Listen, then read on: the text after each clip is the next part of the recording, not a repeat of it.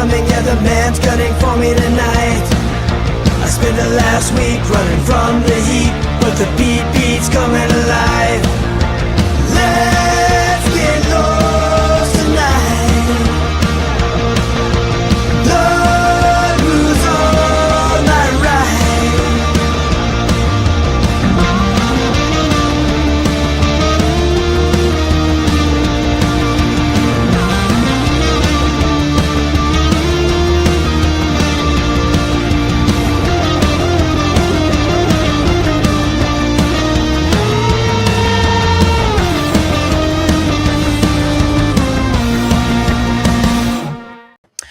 Hello, wackos. Welcome to another episode of Without a Country. I am Corinne Fisher. I guess Alfred thought we were just having a nice time on the couch, and then he heard me announce this, and he is not happy.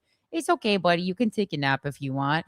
Guys, welcome to the show. If you are just joining us, this is Without a Country. We look at the stories from the past week, social issues, politics, from the perspective of the right and the left, and we find some truth in the middle, or the truth, or, what the best we can decipher what the truth is. And we work on critical thinking and how to find and fact check misinformation that we find when we read the news exclusively from social media sources, which I love that you're interacting with the news, but I do highly recommend, when you find something online that really piques your interest, just make sure to match it to a news source that's like more than a meme.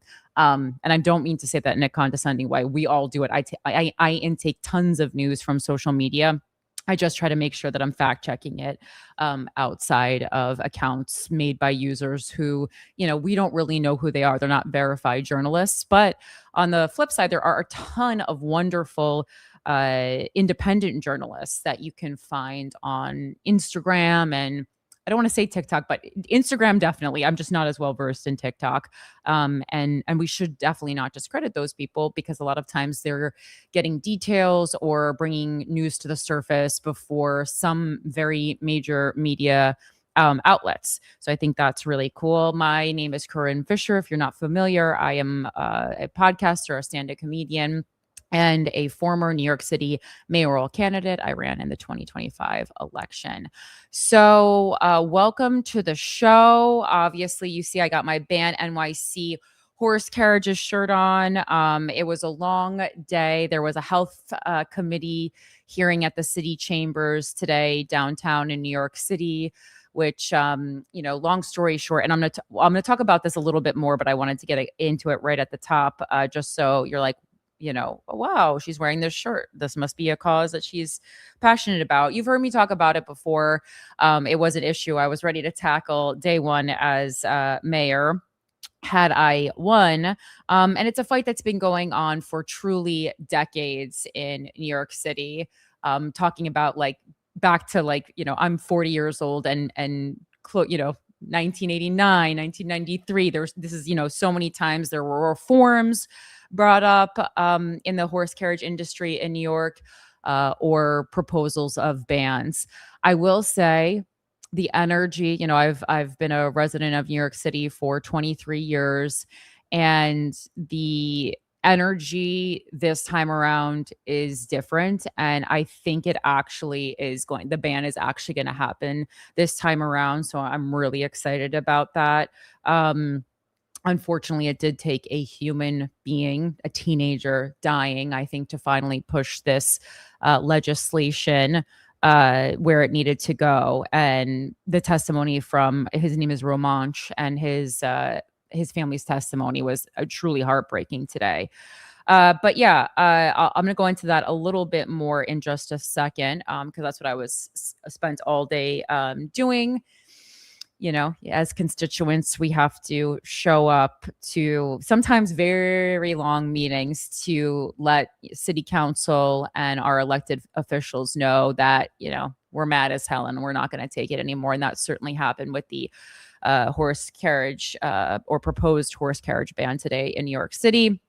So this shirt is from VFAR. This is a New York City specific organization, but it's Voters for Animal Rights. I get a lot of my New York City animal rights information from them. They're not the only organization, just the one that I've chosen. I got another shirt, kind of all about ROMANCH'S law. So, it wasn't about picking up shirts, but I think it's always good when you're someone in the public eye, you throw a shirt on and it adds a little bit of, visual to whatever it is that you're trying to hawk that week. And, this week I'm trying to hawk some legislation to you. All right. So, Gash, I did mention, now I got to promote myself. Gash is my show that I do at the Comedy Store in Los Angeles. It's such a fun horror movie themed stand-up comedy show with so many great comedians that we've featured over the past couple of years that we've done this show. I am bringing that show back as per the Comedy Store's request, October 25th to the Comedy Store in Los Angeles. The ticket link is already live, and it's live so early because they really love this show. They wanted to put it in the main room, but I was like, let's sell out the belly room, which is the smaller room upstairs. And if we sell it out well in advance of October 25th, they're going to move it to the main room. And the main room is fun because it's a bigger room that we've never done the show in before. And also, there is just some comedian. There are many big comedians who will perform in the belly room, but as I've been saying, there are just some comedians who won't perform in the belly room. They look on it, as more of like just a younger comedian room. I always say emphasis on the younger, but newer, greener, whatever word you want to use. Even though I've performed with like Joe Rogan and Bill Burr in the belly room, there's just some comedians who I'd love to have on Gash who won't perform in that room. So if you want to maybe see some bigger names try to be the final girl or guy in my horror movie themed stand-up show, make sure to buy your tickets to Gash early if you're in Los Angeles, if you plan on being in Los Angeles, if you've always wanted to go to Los Angeles, maybe now is the time. A lot of my Halloween girlies, I've never experienced Halloween like proper, but if you are a big Halloween person, I have heard that Halloween in Los Angeles is divine. Halloween in New York, also divine. I've done Halloween in New Orleans. That's also really special. I've done Halloween season in Salem. I've never done Halloween proper in Salem, but when I'm thinking Halloween, those are the places in the US, at least, that I'm thinking. I'm sure internationally, there's a lot of cool places for Halloween as well. I feel like Edinburgh is so witchy that I feel like that actually would be a really cool place to celebrate Halloween. I'm so excited to dive into that in August when I go and visit Christina and support her show. And if you're in Scotland in August and you're in the Edinburgh area, make sure to get tickets to Christina's show. Congrats on not killing yourself. She is doing a whole month-long run in Scotland, and it's going to be super cool and exciting. We're so proud of her. So, all right, back to this carriage horse ban. So what happens is, this is the discretion of the city council here in New York City. So even though Mayor Mamdani is in support of the ban, and he, says that during his, first term, it is something that he promises that he's going to get past, this ban on carriage horses, he himself does not have the sole discretion to do that. It needs to be, the popular vote of the city council. It's like 26 votes they need. I think they actually just as of today got enough votes, basically of 26 people, as of the last time I checked, had co-signed the bill, which is incredible because as of this morning, it was only 21. But I think the turnout from the constituents of New York today showed the city council members that, like, we mean freaking business, right? And again, this is legislation that people have been trying to get passed for a really, really long time. Edie Falco even testified today in support of ROMANCH'S law, which is the law to ban NYC horse carriages, formerly known as riders law. Just to give you a little backstory, rider is a horse that collapsed on the streets of New York City where was it, in 2024? It was in the 24-25 season, like legislative season. And then Just in June, Romanch, who was an 18-year-old kid visiting New York City from India with his family. He was in a horse and carriage ride with his mom, his dad, and his 11-year-old little brother. And the horse got spooked, ran off. I believe the horse carriage driver was like out of the carriage. I think he was like taking a picture at the time, so he wasn't even in control. The horse got spooked, ran off, which has happened many times before with the horse getting spooked. But the whole family is inside. It was swerving. His mom was thrown from the carriage. Romanch jumps out to help save his mom, hits his head, dies of blunt force trauma. It is super, super sad.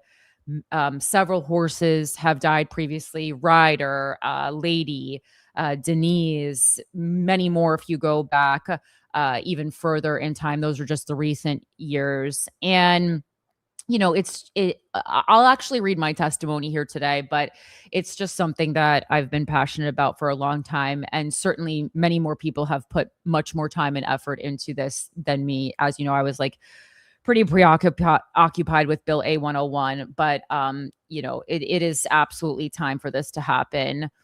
Long overdue, in fact. And so I went down to the city chambers at City Hall today, which is where this specific meeting was. And just to describe it a little further, it wasn't the whole city council that constituents were testifying in front of today. It was just one committee. This specific topic was being seen by what is called in New York the Health Committee. And so that's only, a handful of city council members are on this specific health committee. And then it will move to the full city council, hopefully, for a vote very soon. But, a lot of animal rights organizations asked for constituents to come down and testify in person. You can also submit testimony via Zoom, via phone, or you can submit written testimony. And if you are a New York City constituent, I'll include the link, but you have until about Friday to include or submit written testimony. And I highly, highly recommend you do that. It can be super short. Obviously, my testimony, because I was preparing to testify in person, had to be under 2 minutes. Or 2 minutes or under. So it's about a page, and I'm talking like double space and stuff. Not a lot. And quite honestly, do I think after the hearing that they're actually reading everyone? No, but what I do think they are doing is measuring volume, right? So you don't have to put a ton of time and research into it. Just quickly look over the facts. And, even if you want to just write on a document, I'm a New York City constituent and I am, for ROMANCH'S law, and submit that, that's great. I think volume is something really, really helpful here. Sadly, New York City council members, I think a lot of them do want the New York City to be better, but they also want to be reelected. And to get reelected, you have to do what your constituents want. I'm very lucky to have a council member as my representative, shout out Harvey Epstein, who is super into animal rights and advocacy. So he has been on board for this for quite a long time.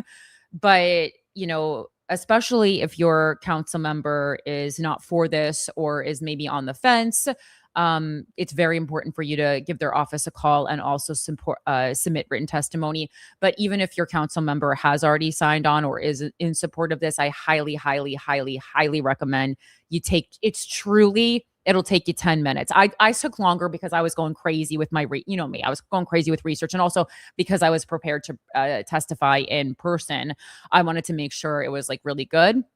Just really solid.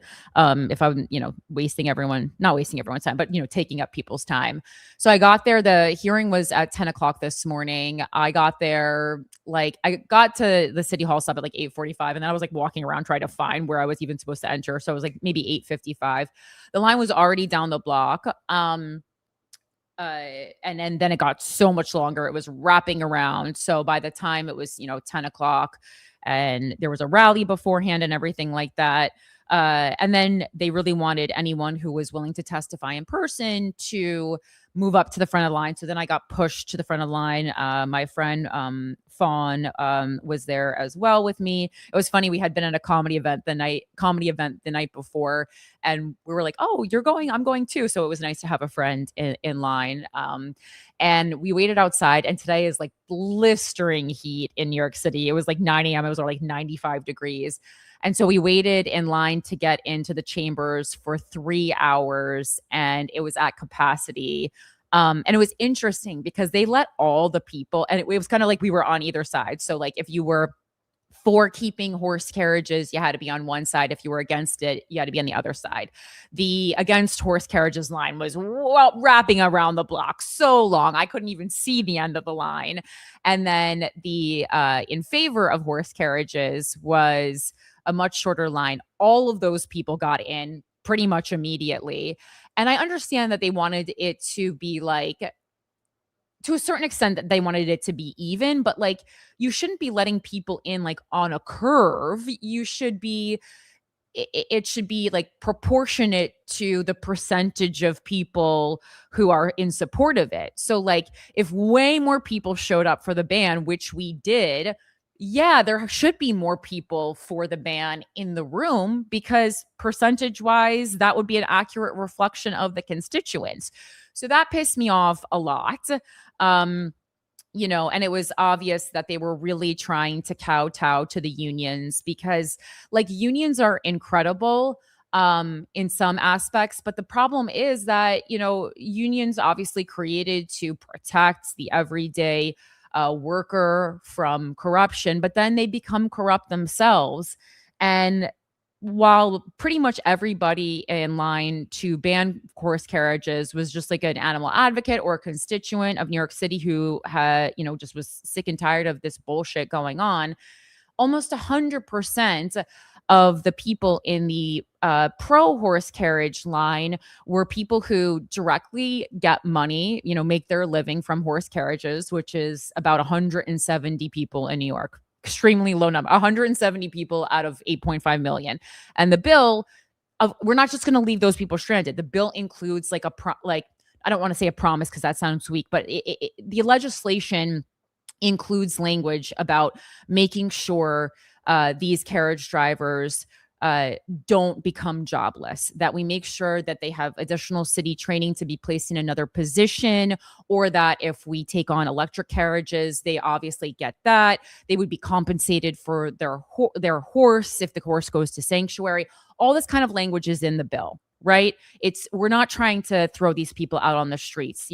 When you have empathy for living creatures, that does not mean we don't have empathy for humans, And I think sometimes animal advocates can speak in a way that makes it seem like they think animals are more important. You guys, if you're familiar with me, you know that I think animals and humans are equally important, which again, that's certainly not a sentiment shared by, I would say most people. I think most people still are placing humans ahead of animals. Some people placing animals ahead of humans. I'm just saying they're even, and we've just decided that we are more important than them, and I don't agree with that.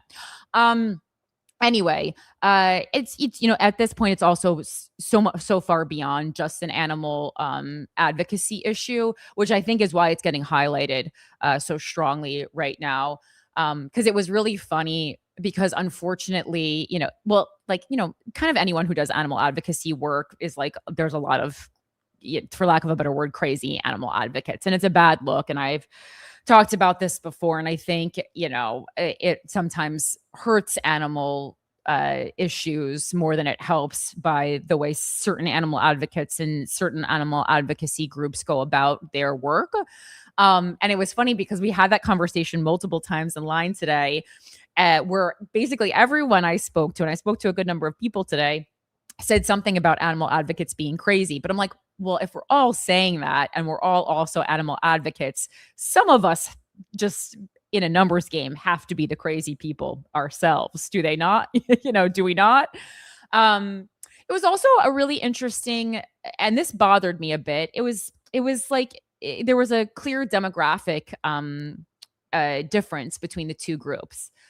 Unfortunately, as expected with animal advocacy, it was mostly white women, and I don't say unfortunately like, oh, bummer, white, like, white women, we catch a lot of flack, but we really are out there for the causes. I will say that we're out there, and I just wish that other people would join us, and that every issue that had to do with like empathy wasn't so female dominated. Like, I know men that you do have empathy, but like, come out and support. I don't know. Like, do I need to make a shirt that says it's not gay to not want horses to die? Like, I don't know what to tell you.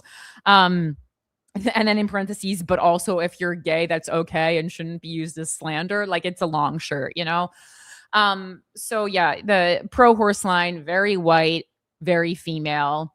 And then the pro horse carriage line was, again, a lot of workers and union people and people who are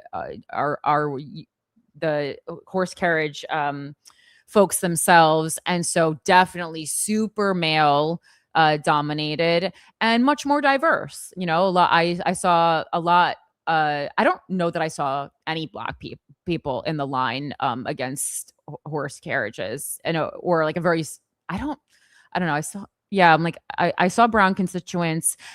I don't think I saw any Black NYC constituents in the, I'm sure there was, but just not in my vicinity. And I do think that's important. I feel like it's like an uncomfortable conversation for some people, but when we're talking about politics and we're talking about issues reaching people, it's very important to talk about that, especially on the left, when we're so obsessed with identity politics.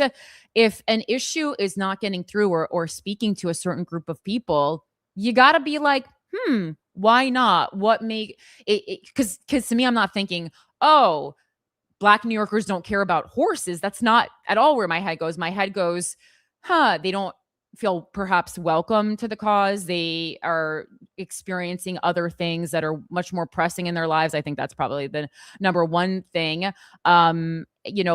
They don't feel maybe welcome when they come to like group. What is it and why? And that's really important. And unfortunately, something that we don't talk about unless it's like, 2 seconds before an election.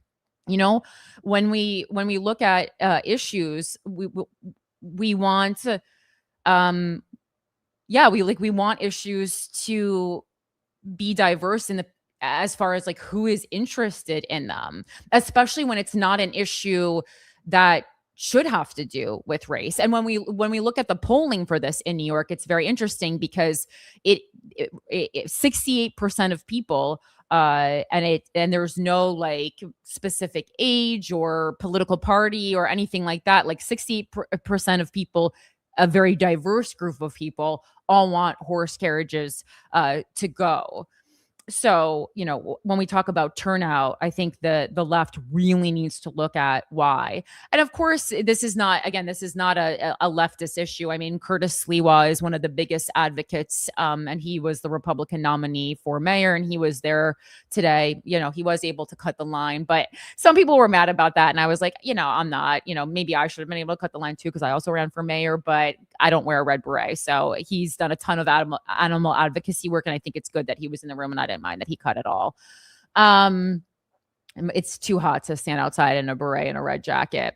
So the demographics I wanted to talk about, unions. And I also think the thing about unions is like, there is definitely, I can't verify this for today specifically. I'd have to do more research, but there is definitely, if there's not some kind of financial incentive for union members to show up to hearings of this nature, there are certainly like a bully-like pressure from unions to have union members show up. Again, I really didn't see that many people who seem to be showing up for just like because they are just passionate about horse carriages existing. Everyone there seemed to have, it be directly tied to their work, directly tied to their money. or directly tied to their union alliances. There was no one who was, who was just outright like, I make no money off of this.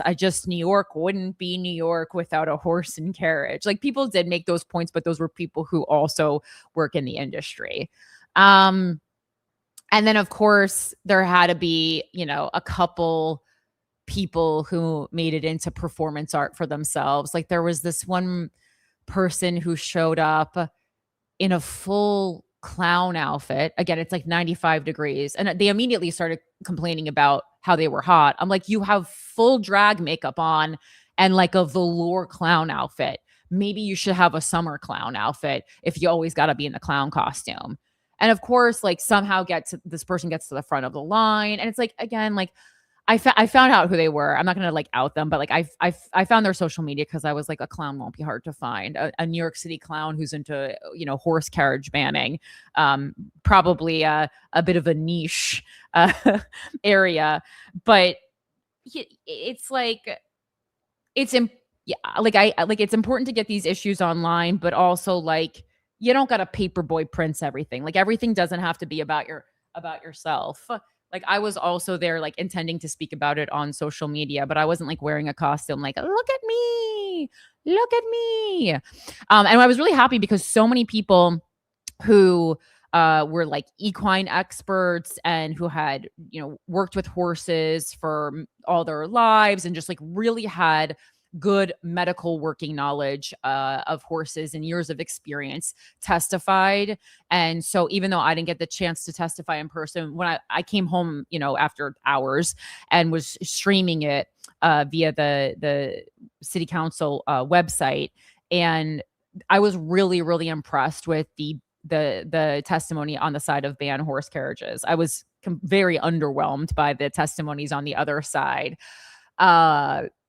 Again, I do want to point out, like, a lot of the folks testifying on the other side were working class people. And so, yeah, they're not using like high level vocabulary, which absolutely should not be a reason to not have your needs met. Again, we don't need to be performative. We just need to express our needs as constituents. But they were a little rough around the edges and confrontational in a way that I don't think helped their case. So that's my thoughts on that. Again, now that it was just, it's still going on right now. Like, when I get off, maybe it'll still be going on. I think at a certain point, they probably have to go home, and most of the council at that point had left. But again, I think I am really excited because I do think it's going to happen this time. And this is the testimony that I had prepared and it'll give you more information on the matter. Had I testified in person, because I spent time writing this and researching it, so someone needs to hear it, right?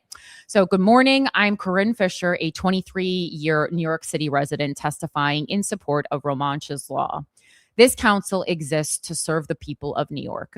A Zenith research poll conducted just weeks ago found that 68% of New Yorkers support ending horse-drawn carriage operations across every borough, every political party, every age group, and every income level. New Yorkers don't even use this industry. It exists for tourists. And as a host city, we have a responsibility to those tourists. They trust that the attractions we permit are safe. Most visitors climbing into a carriage have no idea they're stepping into an industry with a documented record of runaway horses, horse fatalities, and now the death of 18-year-old ROMANCH, who was killed by blunt force trauma while trying to save his mother after she was thrown from the carriage. Death has become a recurring feature of this industry. Ryder, Lady, Denise, carriage horses who collapsed and died on our streets in an industry with no guaranteed retirement.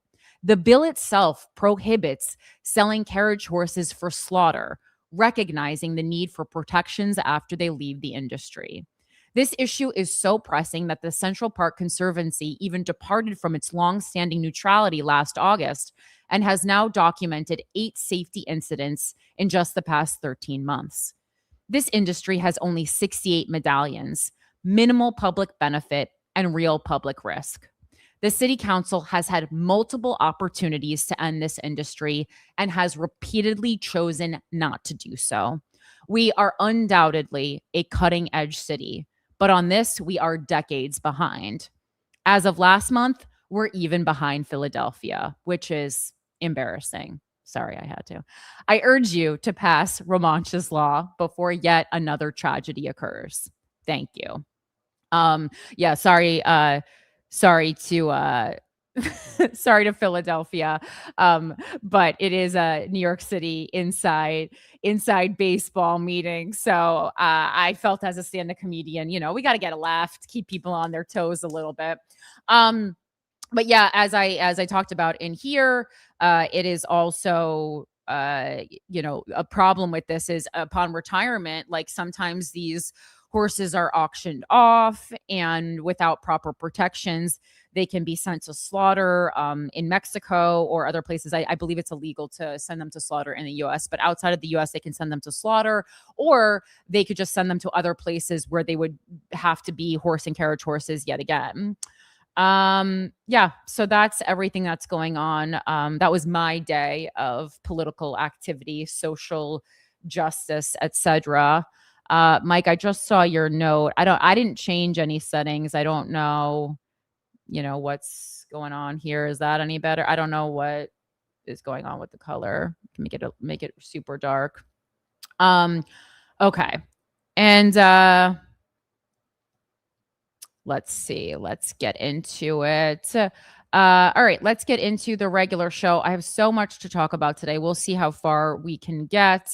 The enemy of the state this week. Let's get right into it. The enemy of the state this week, I chose as wellness your friend who has special fruit wash tells you about. I know that's a little lengthy, but like we all have that friend. Wait, Mike, so is the color like good now or bad, or did I make it too intense now? No, so the color didn't change. I think it might just be the teleprompter. The teleprompter was on the whole time though. Yeah, I'm just saying it got super white once I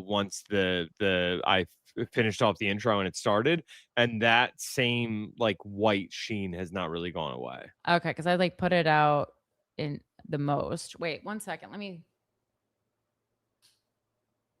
Is that any better or no? No, I'm still seeing like a film over the Yeah. screen. It's like a bright spotlight right in the center of the screen. I mean, I feel like it probably is just this teleprompter, but it's Probably. weird. It's weird because like we've had the teleprompter for weeks now. Like that undid it, right? Yeah, that undid it. Yeah, it's the teleprompter. I don't know what I talked to my tech guy last week about it, but we'll figure it out. It's like okay. Haze says XX. No, I mean I can see it, but sometimes my screen is on StreamYard is not accurate to how it shows up on YouTube. Someone says this in this day and age, and perfect robotic horses could be created and used instead. They would actually, well, yeah, no, of course, yeah. Electric carriages already are in use in Philadelphia. I think there actually are like ones that aren't technically like licensed and insured properly in New York. In fact,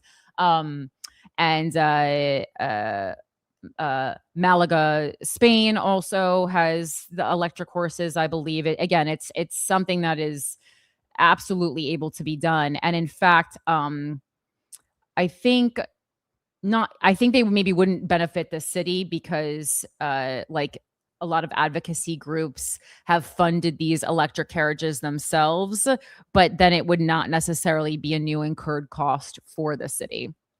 All right. So yes, so let's get into this article for enemy of the state.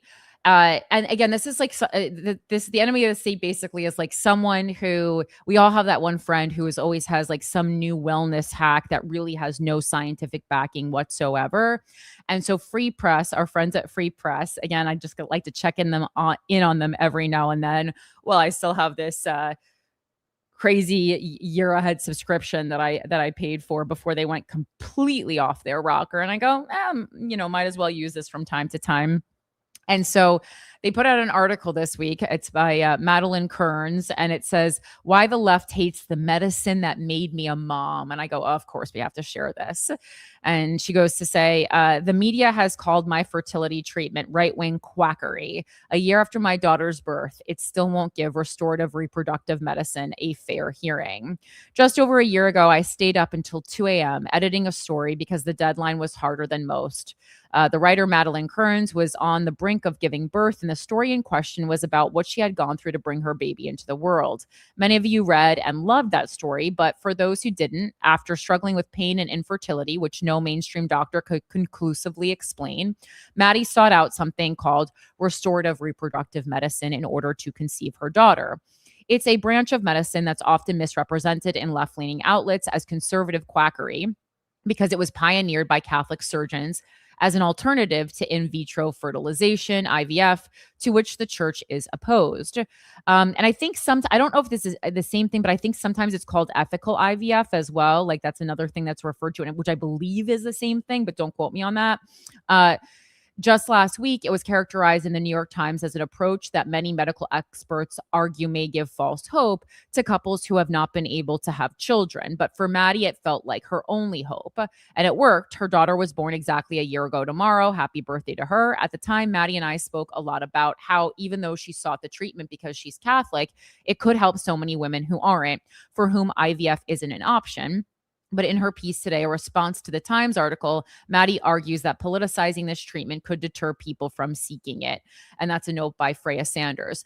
I will say I looked into it a little more to see like how much the left was shitting on it. And number one, like everything that came up was from medical journals. When I typed in the, what is it called? The RR, I have to go back to the, when I typed this in to Google, it wasn't like Vox and Daily Beast coming up. It was medical journals talking about restorative reproductive medicine. And I don't know how science has gotten framed as being a leftist idea, but I assure you, it's for everyone. You're all welcome. Please, we'd love to have you. As my friend who's super Christian said to me the other day, I don't know why Christians are so against science. I feel like God wants us to have that knowledge. And I said, God bless. I said, God bless. She's like, science is basically just the, people understanding the beautiful things God has created. Her words, not mine. But I was like, I love that you linked religion and science, and we really need to be doing it more. God bless yet again. And when I looked up specific things, talking about RRM, it was like the American Medical Association. When you Google it, the first quote that comes up is RRM can match the effectiveness of IVF study. It says that the effectiveness. Why is this sentence not making sense now?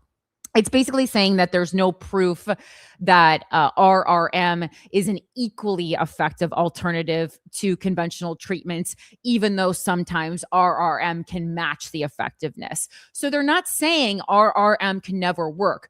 They're just saying to present RRM as something that is equally effective as IVF, and that it's something that should be tried before IVF has no clinical proof. That to me is what all these journals are saying. And then I went on to the American Society for Reproductive Medicine.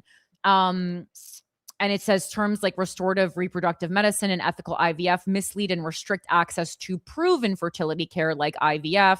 Evidence must guide policy. So again, they're not saying don't do RRM, you dumb bitch. They're just saying, hey, maybe try this other thing first, that if you really want to have, a child, especially, if, you're on some kind of if you're older, your biological clock is ticking, as they say, and this is really important for you to have a child.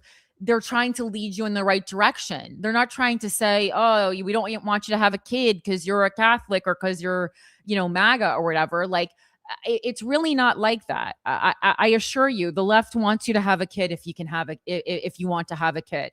Really, we really do. Um, and yeah, and yeah, so like that's it. To me, it reminded me a lot of like my thoughts on things like acupuncture, right? Like fertility acupuncture, pretty popular, especially in a place like New York City. But if I was serious about having a kid, I wouldn't only be doing fertility acupuncture. I would also, if I'm someone who has the means, would be doing IVF just because it has such a high success rate. They're not saying you don't do RRM. They're just saying like don't try to replace this because we don't have the information on it yet. So okay, the article goes on to say the left-leaning press is wildly suspicious about the medical intervention that allowed me to become a mother. Babe, we're all happy for you, actually. A faction of Christian conservatives and Maha heads have joined forces to advocate for restorative reproductive medicine, warns the cut, explaining that its proponents operate on the flawed assumption that infertility can be treated with lifestyle modifications like diet, exercise, and cycle charting. Okay. Meanwhile, The Guardian wonders if it's the right path to limiting IVF. And just last week, the New York Times described it as an approach that many medical experts argue may give false hope to couples who have not been able to have children. I would argue that even egg freezing gives false hope to women. I've been talking, I've talked about this before, but I mean, I do think like getting your eggs frozen, especially if you're getting your eggs frozen, not an embryo, it's a bit of an I don't know if I should call it like like a pyramid scheme, but it's like it's scammy. They're just like freezing all the eggs, getting like $15,000 per head. Very, very few of those eggs will be viable. And then you have to, make them into embryos eventually. More will die in that process. If you're really serious about having a kid, you got to get most likely many rounds of IVF as egg freezing done. And because you're going to want to have like minimum 20 eggs, I would say, if you want to have one and end up with one viable embryo at the end of it. So again, it's like they just really make it seem like, we'll put your eggs in the freezer, get them anytime, and that's not at all true. But they realize that there's money in being able to control the timeline at which you give birth. And so they said, we're going to make as much money as we can off this. And that's the right and the left, Missing from these articles is an honest and fair explanation of what restorative reproductive medicine actually is. Allow me to offer one. Restorative reproductive medicine, otherwise known as RRM, and please, any medical advice or thoughts given in this, you got to do your own research, assumes that infertility is a symptom of an underlying condition, and that the job of the physician is to diagnose and treat that condition in order to restore the patient's health. For instance, my own infertility trouble was caused by endometriosis, a gynecological disorder where tissue that's supposed to grow inside the uterus grows outside it, but which is poorly treated by mainstream medicine. I would agree with that. I think endometriosis is definitely poorly treated by mainstream medicine. Almost 2 years ago, an RRM doctor performed surgery on me to remove the tissue, allowing me to conceive naturally. This might not sound especially radical. Surely it's every doctor's job to make people well again, but it's often not what happens when most people go for fertility treatment. Last year, for a piece about the clinic where I received a type of RRM known as natural procreative technology, I spoke to a dozen women who'd been told by doctors that their infertility was unexplained before being offered in vitro fertilization, which for some of them didn't work, likely because the condition that was preventing them from carrying a child remained uncured. And if we look at the microplastics documentary, it could be microplastics. There's like a million things it could be. Also, a lot of times it's not the egg, it's the sperm. It's pretty much 50-50 when we're talking about infertility, but so much of the weight is put on the woman.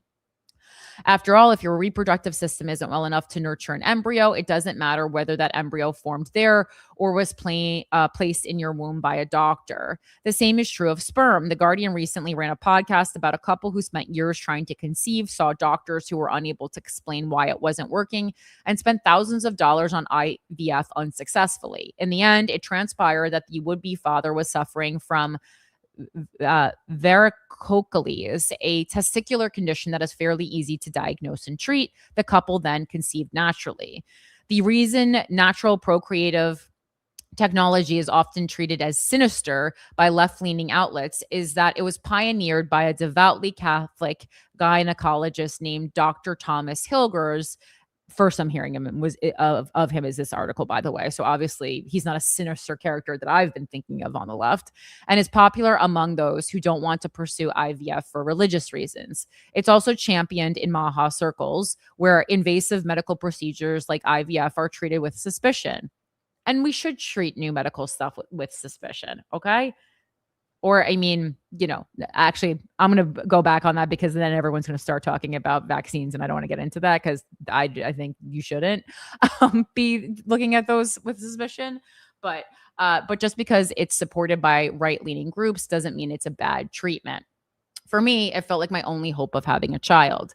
In March 2024, after failing to sustain a pregnancy for over a year and a half, having endured the heartbreak of miscarriage, and without any kind of diagnosis, my husband and I found ourselves explaining to a fertility specialist in New York City that we would not consider IVF. We're Catholic and accept our church's teaching on assisted reproduction.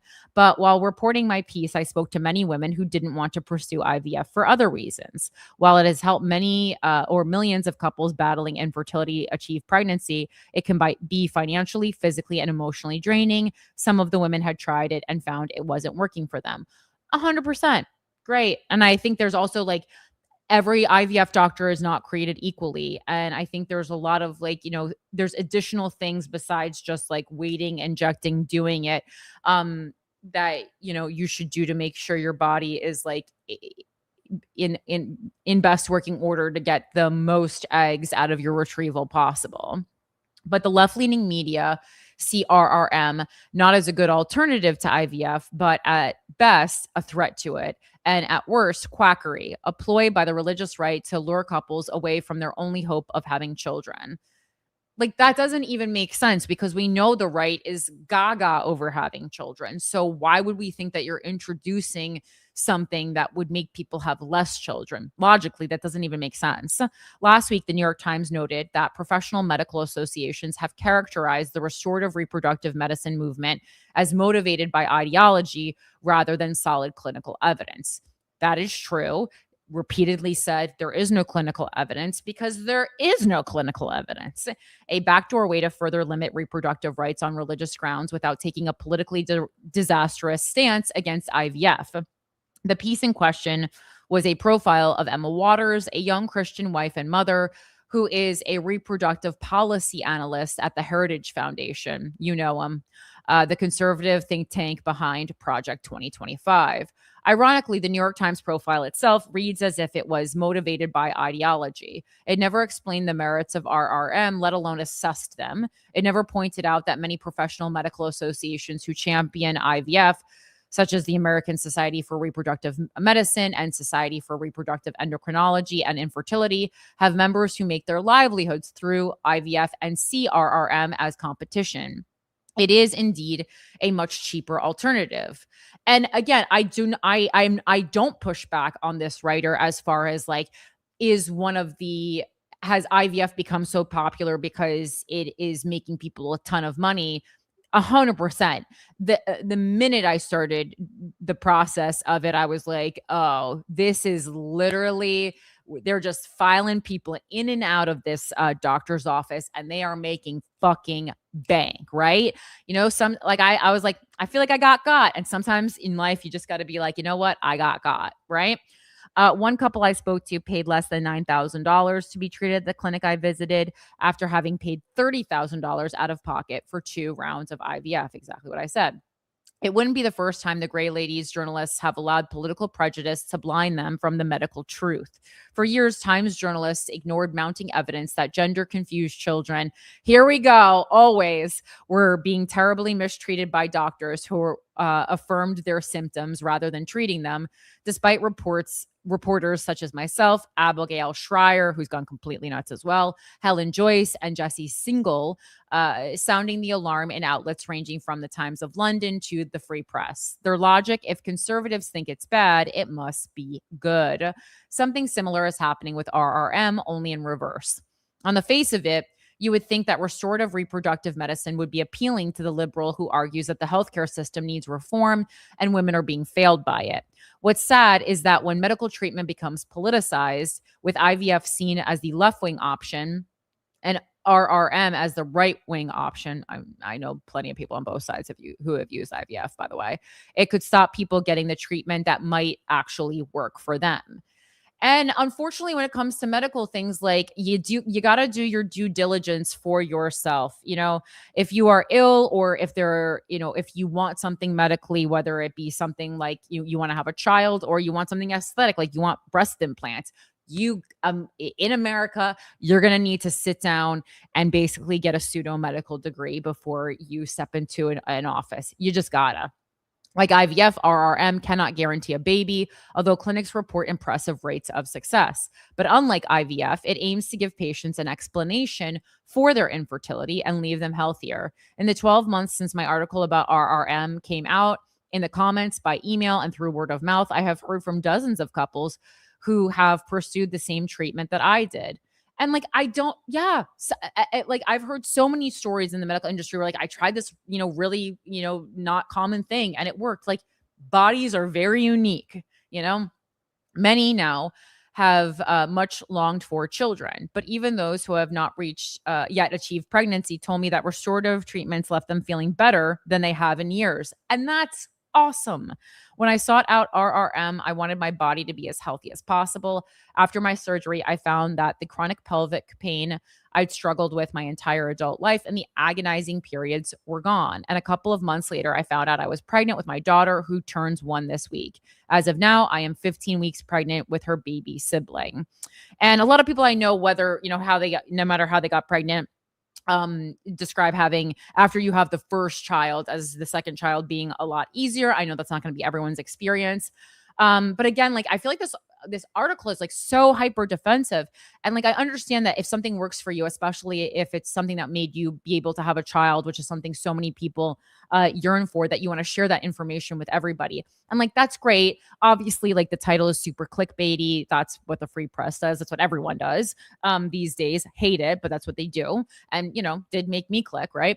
But it's just like, why couldn't the title of the article be like, yo, I really wanted a baby and this thing that people aren't trying worked, and maybe it'll work for you? Because again, like, I am very into trying new things, but when you're trying unorthodox things, like, part of that is like, yeah, you're probably just going to get scammed a little bit, I always think of the scene in Man on the Moon where Andy Kaufman, who has, spent his entire life, tricking people, but harmlessly, is sick, and he flies to another country to get a medical treatment. And he sees that he is being treated by a charlatan who is just, dipping his hand in like red buckets or something, and like with a washcloth, and like nothing is actually happening. And it's an eye-opening moment. And it's a moment, whether it be medical or with another thing in our lives, that we will all experience, right?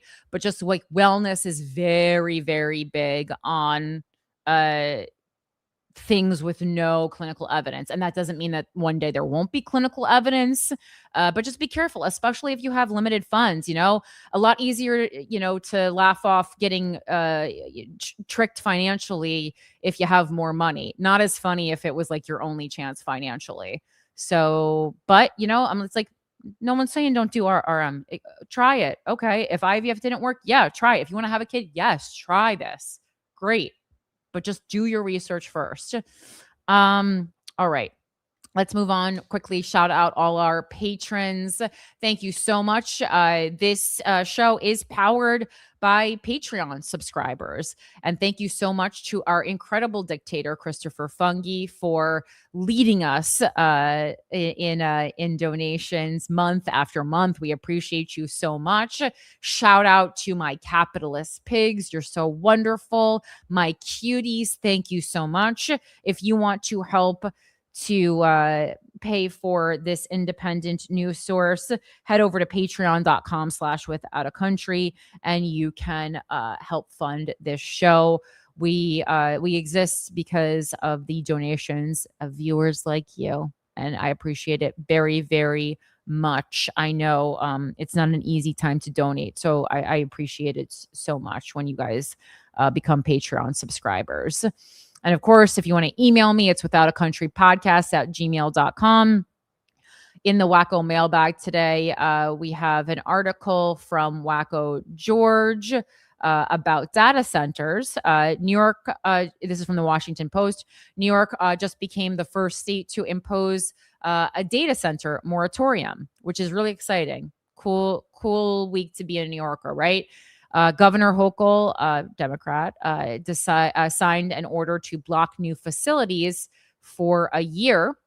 We don't have to read the whole thing, but Governor Kathy Hochul signed an executive order pausing environmental permits for large data centers for up to a year, saying the delay would give state officials time to craft rules to protect the electrical grid, the environment, and communities where developers want to build. And that last one especially, important because guess where data centers aren't being built? By mansions. They're always the data centers always getting stuck by people who already were having a tough time, as is the American way.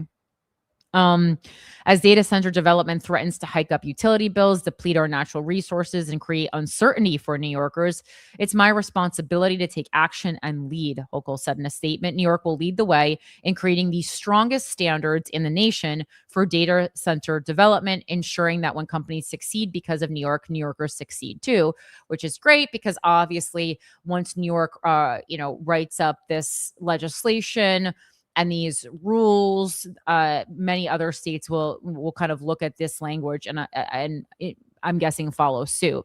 The immediate practical impacts of the order are not clear. New York boasts fewer data centers than other states, including Virginia and Texas, but some planned projects in the state have already sparked local skirmishes, and the moratorium marks a major escalation in the battle between the tech industry and many politicians grappling with constituents' concerns about the knock-on effects of the construction boom and the economic disruption caused by the AI systems the facilities power. Recent polling shows much of America would be more comfortable with a nuclear power plant in their town than a data center. And I think that's just kind of the times, right? Like, because the scary thing we're talking about right now just happens to be data centers. And if you had talked to us at a different period in time, it would be nuclear power plant, Well, sure, but that was also like part of the reason that America became so afraid of nuclear power plants is because of a lot of spending by, big fossil fuel. Right. So it's like the and the effects of living by a nuclear power plant, like birth defects and shit. I mean, long term, those like the numbers just aren't there. Like it is treated as like a very safe and efficient fuel long term compared to some of these alternatives. Well, that's something I think I was actually having a conversation last night. It's like obviously like AI is here, and for AI to continue to exist, we need to continue building data centers, right?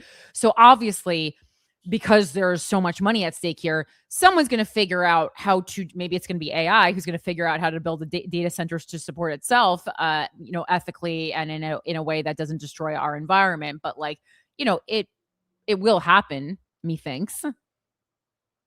But I guess we'll see. So I Googled side effects of living near a nuclear power plant. It says the radiation levels are negligible, but carries localized risk regarding potential emergencies and waste storage. Well, that's Exposure the thing. It's like it's safe until there's some kind of a leak or explosion. Then you're fucked. Right, but it's like those are so rare For that sure. it's like, Yeah. you'd be more likely to get 2 plane crashes a year than you would be to live near a nuclear power plant. As Matt in the comments is saying, nuclear waste is highly toxic and it'll be around for hundreds of thousands of years till one figures out what to do with it. It's not sustainable. I mean, that's certainly a good point, but I mean, I just look at, like, the effects of these nuclear power plants, and it's like, I don't know, man, it seems greatly, overstated compared to we don't know the effects of these data centers, and there is, already the effects it's having on the bees is kind of scary. Like, And the bees were already not doing well. bees are always having some kind of problem, but they we're said so mean to bees, and they're and they're just so nice to us. Besides when they sting us, I guess, but that's not really very often. Yeah, it was like I think it was the single biggest drop in bees in a year was within the last year. Yeah, scientists warn of severe bee losses in 2025. They suffered their largest single year drop in managed honeybee colonies between April 2024 and 2025, an unprecedented national loss rate of 55.6%. And it's like, you look at how many farms that's a in Cutie's America. Corner thumbs down. Sure, but it's like, it also is like, I don't know what has changed so much over the last couple of years other than data centers popping up all over rural parts of America. And it's like, I don't know, I'd like to see the breakdown of these data centers in relation to the bee populations around them. But I mean, you just look at what that means for our food supply, how much of our food requires pollinating bees, and how screwed are we going to be in the long run if this kind of trend continues. Or if the bees get some toxins in them and then pollinate our food, and then somehow toxins get in our food. There's always a way. Imagine they unionize the bees. Back to this article for just a couple more paragraphs. Industry and White House officials argue that blocking development of the data centers and the power plants that fuel them risks ceding leadership in AI innovation to rival countries. They always like to be like, but China's going to get to it first. A potentially dangerous prospect at a time AI underpins not just the future of the global economy, but also advancements in weapon systems. As the backlash has mounted, scores of local communities have passed their own bans, including Monterey Park, California, where voters recently opted to permanently block these operations. Yet calls to block construction on a statewide scale have gained limited traction. Maine Governor Janet Mills vetoed legislation in April, warning it would jeopardize a project on the site of a former mill in the town of Jay that has community support. I believe we talked about that on this show. And the growing opposition has presented a challenge to the Trump administration, which counts speeding up the AI build out as critical to its domestic policy agenda. Reuters reported Monday that officials are rallying power companies to sign a data center build out ratepayer protection pledge similar to one leading tech companies have signed. The tech industry's earlier pledge has failed to soothe everyday customers' concerns about the affordability of electricity. Opponents of the data centers call it hollow and point to cases where they say some of the costs for adding power to the grid to serve data centers have been shouldered by everybody else. Well, of course, that's how it always is. The companies are never going to, if at all possible, absorb extra costs. They're always going to pass it on to the consumers anytime they can. It says studies reach conflicting conclusions on whether data centers drive up residential rates, but federal data shows that home energy costs have grown faster than those for commercial and industrial users in recent years. Some energy experts say the large projects could ultimately contribute to power grid stability and bring prices down for everyone if the regional energy market is structured right.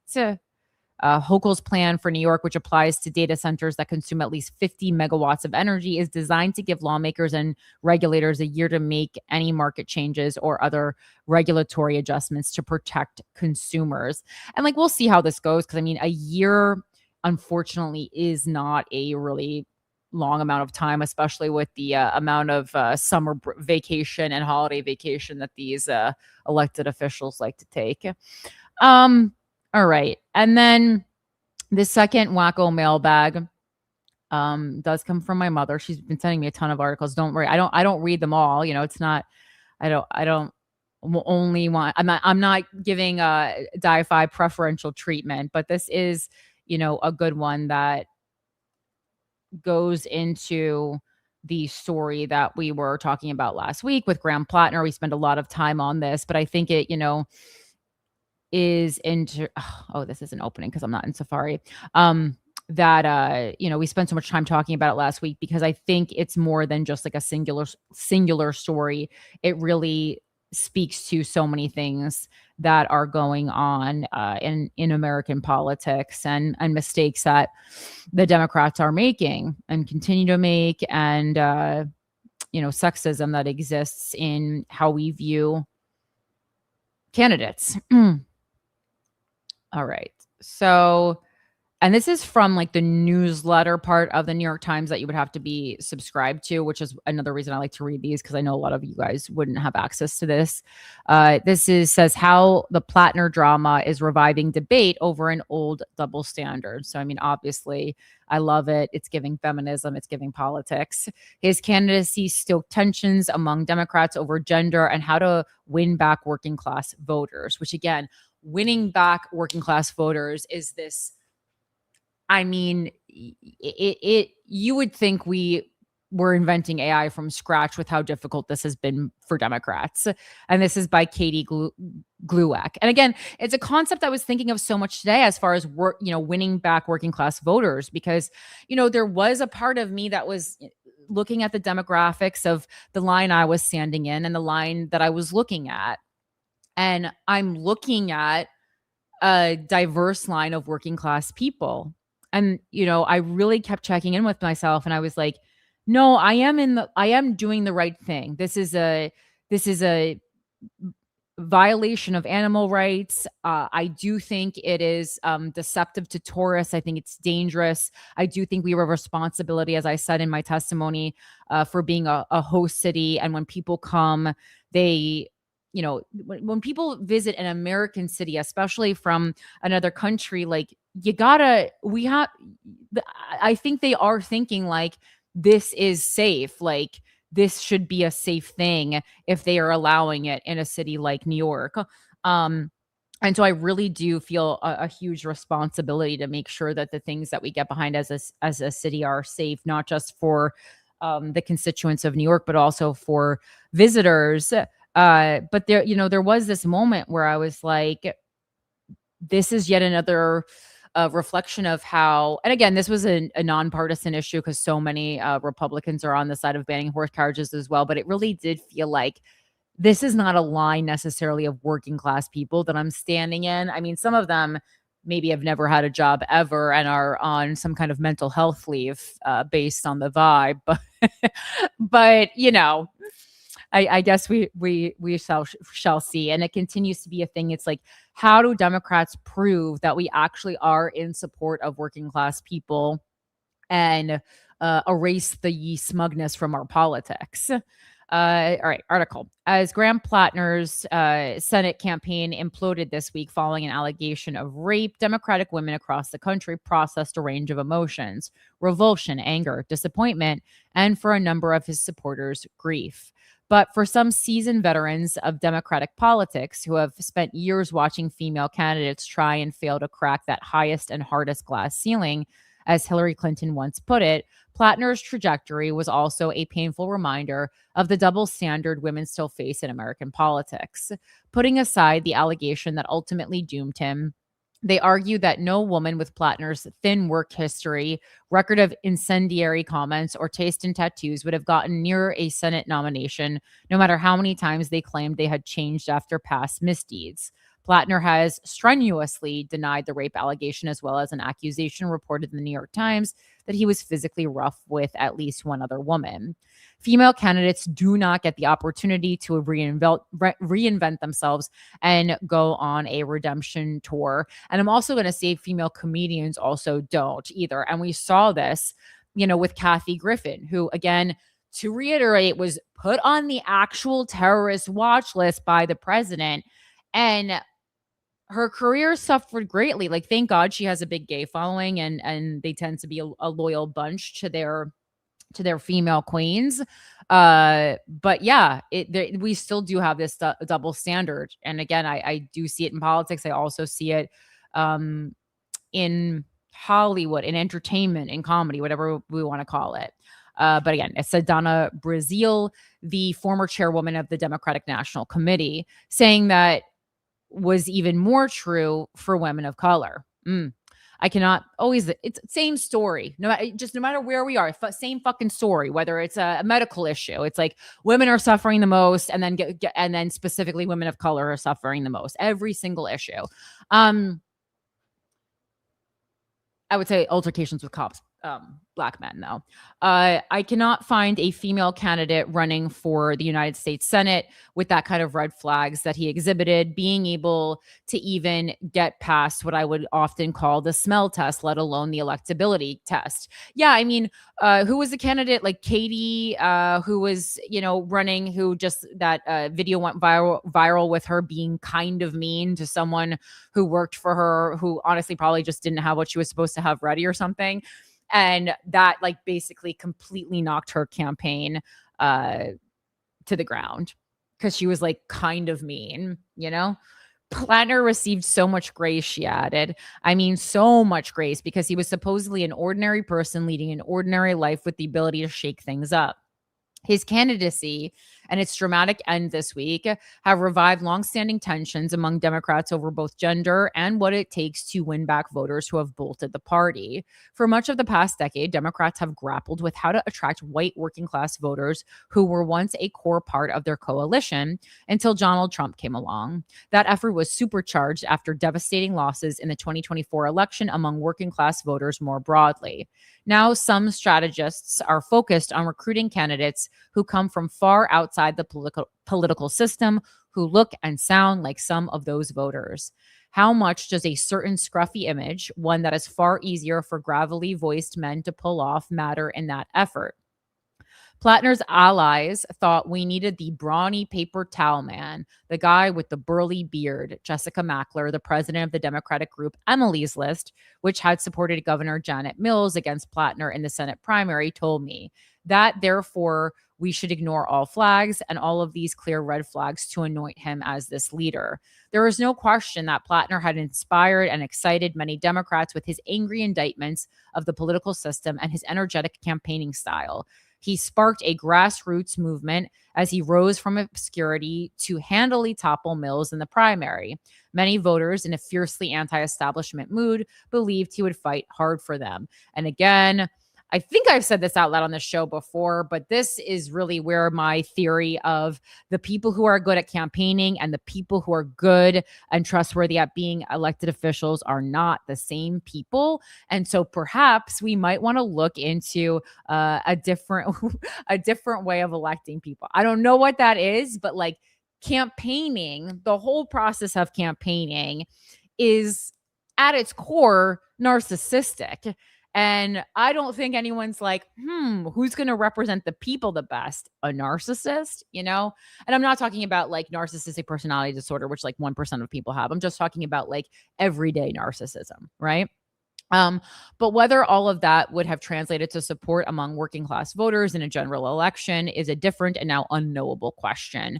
A New York Times Portland Press Herald Siena poll released last month found him trailing Senator Susan Collins, a Republican, with men 45% to 52%, and getting crushed among white voters with no college degree, nearly 60% of whom said they supported Collins. Of course, relating to and reflecting one's community is vital, Mackler said. She pointed to female candidates running in crucial seats from Minnesota and Maine to Arizona to Alaska, who she said are doing just that, whether or not they sport Carhartt jackets.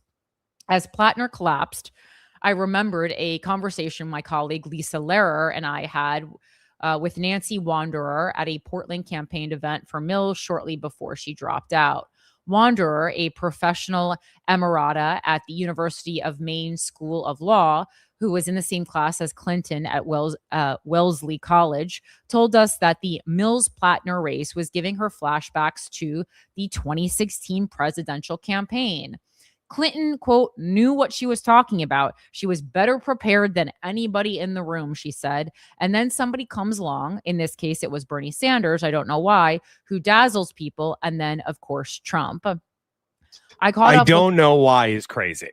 I don't know why is just disgusting for a Democratic strategist to say. It's disgusting because you hate Hillary Clinton and that's your whole personality? No, it's disgusting to say that I can't see why a person who's singularly focused on, like, you know, equal treatment, having young people being able to afford a house, not keeping the war machine that's been rumbling for my entire lifetime going. Anyone who's got a different message than that is obviously, like, it's obvious why people would be for them, and to say you don't know why is so disingenuous to me. But the thing is, I think that we know a lot more about the Clintons now than we did then. But you know, Hillary Clinton was going on TV and laughing about Gaddafi getting sodomized to death before she ran for office. That's not why people didn't vote for her, Mike. Maybe that's why you didn't vote for her. The overwhelming reason why people didn't vote for her was because they weren't willing to vote for a woman. I like Bernie Sanders now. I didn't like him then. And Bernie bros are overwhelmingly, at that time especially, misogynistic guys. They're the misogynists of the left. I could write a fucking thesis on that. The worst fake feminist men I know are Bernie bros, or were. Again, he's changed a little bit in recent years, and I like him a lot more now than I did then. But there was, again, I'm not defending the Clintons.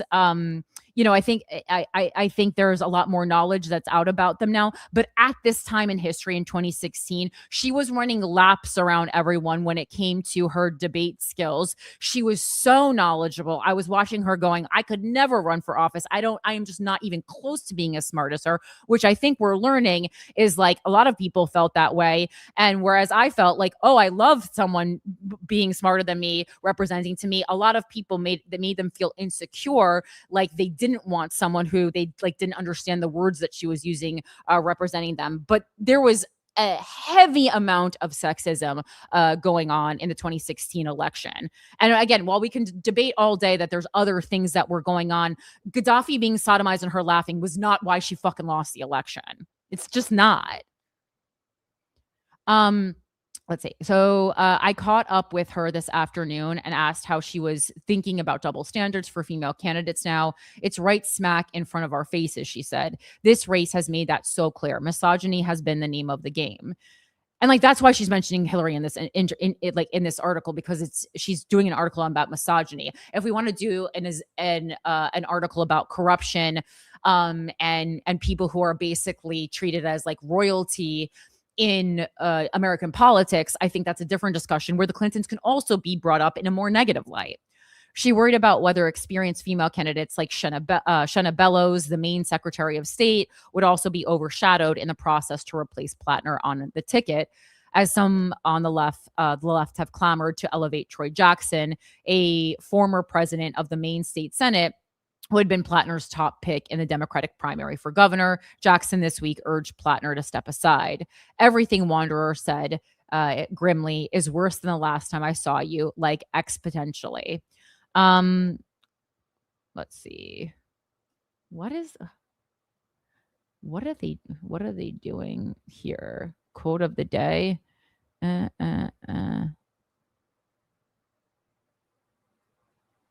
Okay, I think this just like goes into another article now. This is a weird, sorry, they broke this article up in a really, really weird way. All right, it goes into this. All right, quote of the day. I reject the notion that one party is covering up more than the other. It's a bipartisan problem. That was Representative Kat Kamak, Republican of Florida, who is helping lead a bipartisan effort to deal anew with sexual misconduct on Capitol Hill. Nearly a decade after the Me Too movement, American politics appear to be in a new reckoning over sexual violence and how best to respond when prominent or powerful figures stand accused. 147 million. So this is just factoids. That's how much the leading Senate Democrat super PAC and an affiliate. All right, this is okay. So we don't need any more. But okay, so that's kind of the end. There's a little bit of an abrupt ending, I feel. But I did think that was interesting. And again, a point that was brought up last time, but it was good that they brought it up again, I thought, in the Times newsletter. All right, moving on to our main stories. There was a bit of a reprieve from ICE murders, but just as we had started feeling a little okay, of course, as AOC said, ICE got more funding, and so of course there's going to be more blood on the hands of ICE, and exactly what people thought was going to happen happened. This is actually from the American Prospect. I tried a new news source because it came up. The American Prospect.org. It's the American Prospect is a generally reliable source for news and political analysis, but it does have a strong progressive or left-leaning editorial bias, just FYI. Recognized for high quality investigative journalism. Its factual reporting is sound, but its commentary and opinion pieces are written to advocate for liberal policy alternatives. So just so you guys are aware of the bias, I do also have a Fox News article regarding ICE, so don't you worry. This particular article is called ICE Murders Continue. Today on tap, it won't help Susan Collins that the latest killing was in Maine, and this is by Robert Kuttner. After the third ICE murder in a week, including at least 2 victims who were not even intended targets. That's good. The Department of Homeland Security continues to lie about what actually occurred. In Biddeford, Maine, Johann Sebastian Duran Guerrero, in the U.S. legally, was killed Monday when ICE agents mistook him for someone else. Good. It's good when you're already doing racism to have a little more racism. 4 bullet holes in his windshield suggests that trigger-happy agents killed him in cold blood. Video of the aftermath shows his car aimlessly driving in circles, and I watched some of this footage. It's really fucked up. With the driver presumably unconscious or already dead, and an ICE vehicle ramming it to bring the car to a halt, and then dragging out Guerrero's limp body. Also saw that. They just fucking I believe they cuffed him while he was just limp. I think at that point he's already medically dead. At first, DHS put out a story that the ICE agent opened fire after Guerrero tried to use his car as a weapon. A few hours later, DHS admitted that the officer mistakenly shot Guerrero in a case of mistaken identity while officers were watching the home of someone else whom they planned to arrest. And I think some of this, they had to stop lying because I believe there were witness accounts. If it was not to this murder, it was to one of these other murders. But that was a problem. There have been several instances where ICE originally told one story and then several people were like, no, I was literally there. That's not at all what happened. And then they were like, oh, actually, sorry, we got the story wrong because we were lying. DHS claimed in a post on X that when ICE tried to stop a car driven by someone who came out of the house, the officer fired his weapon, fearing for public safety, the usual improvised BS. By Tuesday, in an effort at damage control, Trump officials told Maine Senator Angus King that ICE has been ordered to suspend nearly all traffic stops. This follows a too familiar pattern where token adjustments are made and nothing really changes. After the killings in January in Minneapolis of Renee Good and Alex Priddy, Democrats in Congress blocked multi-year funding for ICE. The administration fired 2 of the most visible faces of ICE excesses, DHS Secretary Kristi Noem and Border Patrol Commander at Large Greg Bovino. It was nice to not hear his name for a little while. Incoming DHS Secretary Mark Wayne Mullen said during his confirmation hearing that reforms would be forthcoming, but none have. Agents still don't even wear body cameras. In June, Republicans rammed ICE funding through Congress with no reforms. The proof is the continued killings, 3 in a single week, plus at least 19 deaths in ICE detention facilities. In Houston on July 7th, an ICE agent killed Lorenzo Salgado Araujo, a legal Mexican immigrant in the U.S. for 3 decades. Again, a story I've been following online for a while, or since it happened. During a traffic stop, he was not the intended target of the ICE operation, federal officials later admitted. And in Florida on Tuesday, a still unidentified man had an encounter with ICE agents at a gas station. He tried to leave and was killed on the highway by an oncoming tractor trailer. It has not yet been disclosed whether he was the target of an ICE operation or another case of mistaken identity. Harris County District Attorney Sean Tier, the top prosecutor for Houston, said that the actions of federal immigration agents in no way resemble the tactics of every law enforcement agency he's worked in. Either these agents are completely untrained or intentionally putting themselves in situations where they can justify firing into cars. Very interesting quote there. Even after Secretary Mullen was posturing to reassure people in Maine, other administration officials were boasting that nothing had changed. Tom Homan, the White House border czar, said the order was only a short pause just to make sure we're doing the right thing.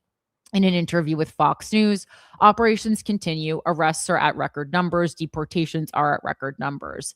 President Trump then explicitly directed ICE to reverse the suspension. Hold on.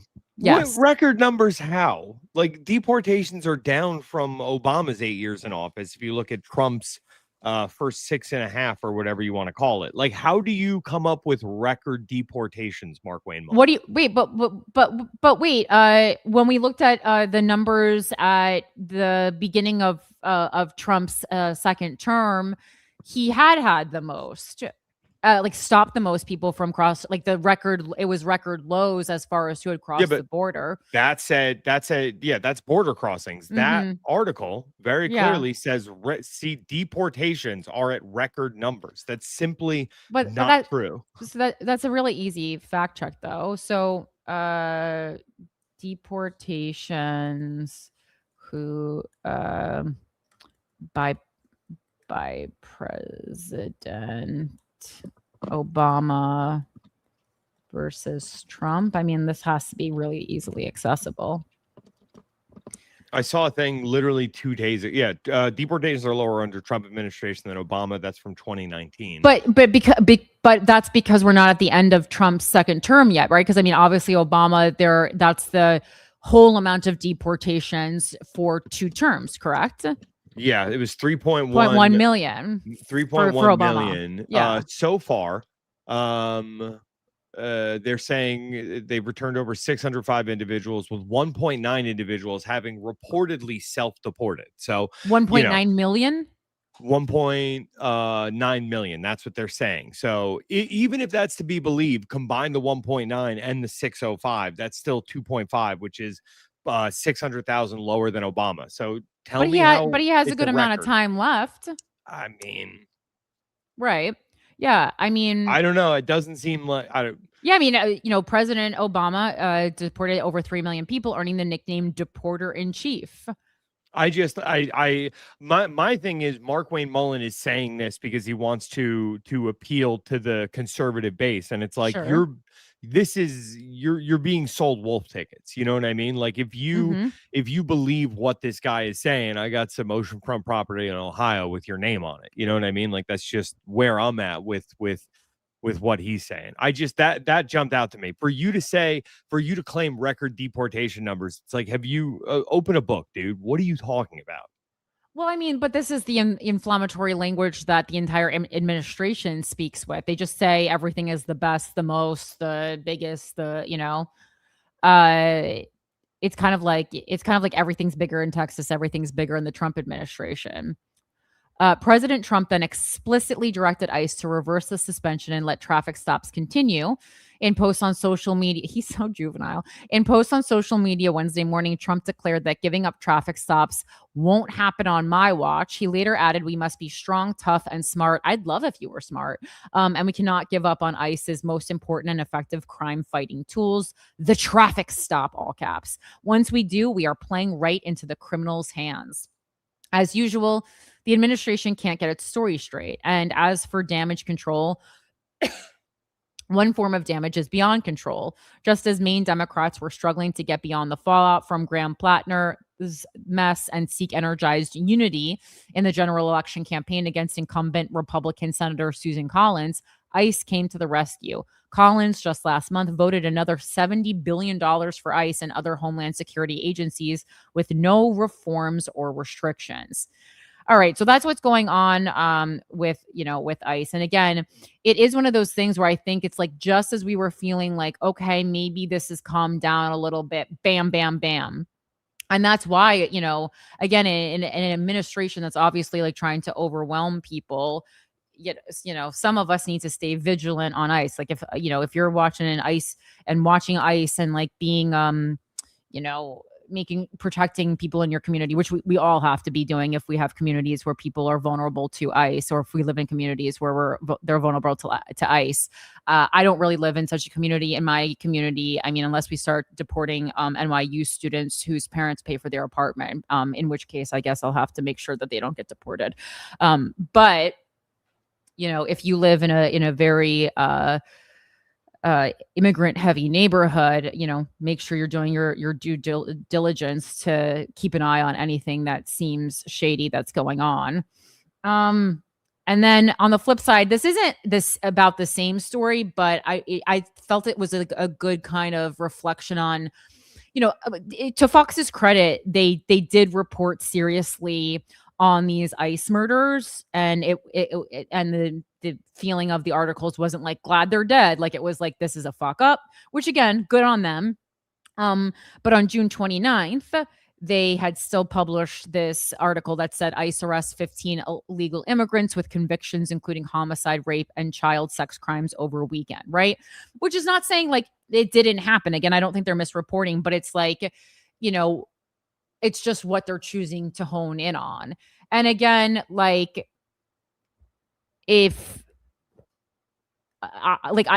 even as a Democrat, it's like, yeah, no, if you're here, if you have, immigrated here, whether it was legally or illegally, whatever, and you're committing child sex crimes, that I'm all for your deportation. That's fine with me.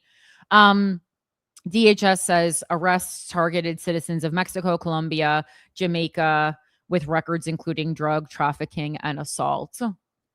Side note about Colombia, it wasn't really like, and this is like my American brain, right? It wasn't really on my list of like places to go because it just, I don't know, I didn't always like view it as a place that was necessarily safe, but now I live in America, so who knows? Obviously, like our safety rating ain't great. But my friend this past week went to Colombia on vacation, and it looked absolutely exquisite. And now I think I want to visit Colombia. So if you've visited Colombia, if you have family in Colombia, maybe send me an email, withoutaCountrypodcast@gmail.com, with your thoughts, because it definitely is like on my list now. Although Chile, I think is going to be my next one. Federal immigration authorities arrested more than a dozen illegal immigrants with criminal histories over the weekend, many of whom had convictions for charges including homicide, rape, child sex crimes, and drug trafficking. The 15 arrests came as the Trump administration continues to ramp up its deportation agenda through sweeping interior enforcement, while simultaneously removing protections for hundreds of thousands of illegal immigrants and drastically expanding detention capacity. Over the weekend, while Americans attended the Great American State Fair, not many of them, and enjoyed their summer weekends, the men and women of ICE were hard at work arresting criminal illegal aliens convicted of homicide, child sexual abuse, assault, rape, and drug trafficking, said Department of Homeland Security Acting Assistant Secretary Lauren Biss. Under President Trump and Secretary Mullen, ICE will continue to protect Americans by arresting and removing criminal illegal aliens from our country. Well, I guess if you just like try to shoot down every brown person you see, every now and then you're going to get a child rapist, right? That's just a numbers game. Those arrested over the weekend include Martin Gutierrez Gaona, a Mexican citizen convicted in Los Angeles of evading a peace officer, possession of controlled narcotic substance, forgery, and assault with a deadly weapon other than a firearm on a peace officer or a firefighter, causing great bodily injury. Am I dumb? What the hell is a peace officer? Do we know? Do we know what this is? Or peace officer? What is that? Oh, it's like a fake police officer. Oh, it's legally synonymous in many states with police officer. Have you ever heard them called peace officers, Mike? No. I mean, I have, but it's pretty rare. I mean, it seems like it's a kinder, gentler machine gun hand in the way that this article is choosing to describe these people. Sure, because I'm like, was this just a typo or am I hallucinating? Yeah, when you look it up, it says a peace officer is a sworn official authorized by law to maintain public peace, enforce laws, and make arrests. The term acts as a broad umbrella for all law enforcement, including local police, state troopers, sheriff's deputies, and federal agents. Okay, well, learn something new in a Fox article. I guess, even a clock that's off is right 2 times a day, right? Again, as we've seen on this show, Fox really isn't making shit up. They're just sometimes like taking old or small articles and inflating them. So again, I actually do, depending on how you're rating it, like I do feel like Fox News, the written news, I'm not talking about the TV news, the written fox.news.com. I actually do think it's a much more reliable news source than many other right-leaning news sources. The Hill would be my number one if you want to read a trustworthy right-leaning news source, but maybe it's not right-leaning enough for some people. But the news should be the news, kind of. All right, so then we have Carlos Augusto Melendez Reales, a Colombian citizen previously convicted in Tampa, Florida, of conspiracy to possess with intent to distribute 5 kilograms or more of cocaine while aboard a vessel. Carl Winston Ellis, a Jamaican national with conviction in Las Vegas for possession with intent to distribute an illegal reentry into the United States. Jose Daniel Lara Zavala, a Mexican citizen previously convicted of driving under the influence and homicide, willful killing with a gun in Wilson, North Carolina. Odelio Lopez, I mean, cool name. A Mexican national convicted in California of burglary, possession of burglary tools, cruelty towards a child, cruelty toward a wife, and aggravated domestic assault. Natanio Jimenez Garcia, an illegal immigrant from Mexico with convictions for aggravated rape and fraud in Louisiana. 9 others arrested had criminal convictions for a range of offenses, including child sex crimes, assault with a deadly weapon, and witness tampering. What are you laughing at, Mike? Oh, no, not laughing at anything. Oh, I thought you. It was just me exhaling. Oh, I heard you. I thought you were snickering at something. No. I don't find any of this funny. Okay. DHS Secretary Mark Wayne Mullen recently stated that the agency is on track to surpass deportation figures from 2025, a year that saw 442,000 formal deportations and removals. So, maybe that Mike is talking back to like, as he's saying, like, that's how he use it. He's like using record numbers as far as like beating our own records. I don't know. I'm not trying to defend Mark Wayne Mullen. I'm just saying perhaps that's what he meant. Well, if he's saying that it's it's record breaking as in the most deported in a single year, he might have a leg to stand on them. But I do think it's overall disingenuous to say record numbers when you're not anywhere close to GOAT status. Oh, okay. And GOAT status is exactly what. So wait, are we saying that Obama's the GOAT when it comes to deportation? I mean, he's the GOAT when it comes to a lot of things. Best basketball playing president, as far as I'm concerned. I haven't seen any of the presidents play basketball. I don't think. I've only seen Obama hoop, and man, he's good. He's not bad. All right. With DHS reporting over 605,000 total removals overall. In fact, within the next 6 weeks, we'll probably pass what we deported in all of 2025, Mullen said in a video posted Monday by the Trump administration's rapid response account on X. In addition to targeting violent criminals for deportation, immigration authorities have also focused on those committing fraud and those who obtained U.S. citizenship fraudulently. All right.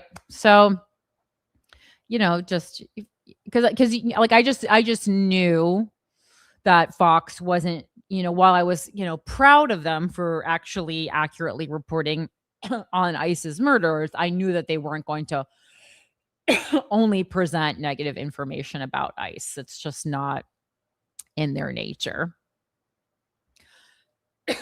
Excuse me. It's been a rough day on my body for these horses. All right. So next up, again, NPR really knocking it out of the park with some really interesting articles this week. I'm a big fan of NPR's investigative reporting, but I thought this was a specifically interesting one. Wait, this is oh my goodness. Never mind. This is the same. Am I hallucinating? I definitely read this article last week. I thought this was like I thought I had come on to something new. No, absolutely not. Yeah, no, this is, we already came into this because I remember this picture. And right, we picked it from this article, not from another article, right? Yeah, I think definitely. I don't remember, but with it, because of this picture, this picture was a very specific picture. have you seen the flip side of this picture? No, but I bet you're about to present it to me. Well, I mean, all right, I'll see if I can find it. We're talking about we definitely discussed this photo, whether or not the source was this exact article, but it was the picture of the group of Patriot Front members on a subway in Washington, D.C. surrounding a Black woman. We definitely discussed this photo for sure. It's a now viral Reuters photo. So this one is from Right Angle News. So you can guess the slant that's on this one. But you know what? At least they're really upfront about it. Oh, dude, they know. Yeah. So yes, this is the viral photo on the left of the woman who had, was surrounded by Patriot Front members, and which we already discussed. Yeah, this is her mugshot, and this is a video showing what the train looked like before the Patriot Front members got on, and that is her on her knees, exposing herself and possibly defecating on that same train. Well, that doesn't make her not Black, though.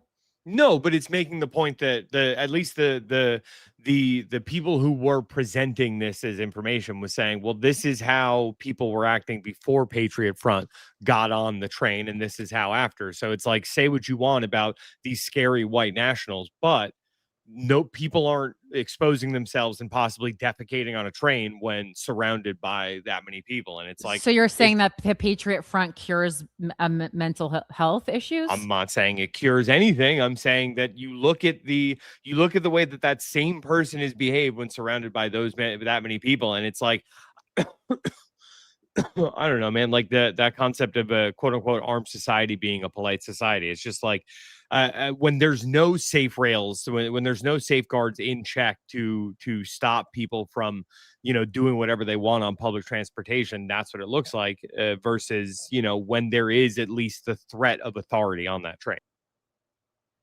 Okay, but then when I look this up, though, it says claims that the woman in the where else did you see that beside? Because when you look up this, when you Google Patriot Front viral photo, Black woman exposing herself, right away it says claims that the woman in the viral photo was exposing herself are false and debunked. The widely shared photograph taken on July 4th, 2026 by a Reuters photographer shows the woman sitting fully clothed facing forward with a calm and stoic expression while surrounded by a train car full of mass members of the white supremacist group Patriot Front.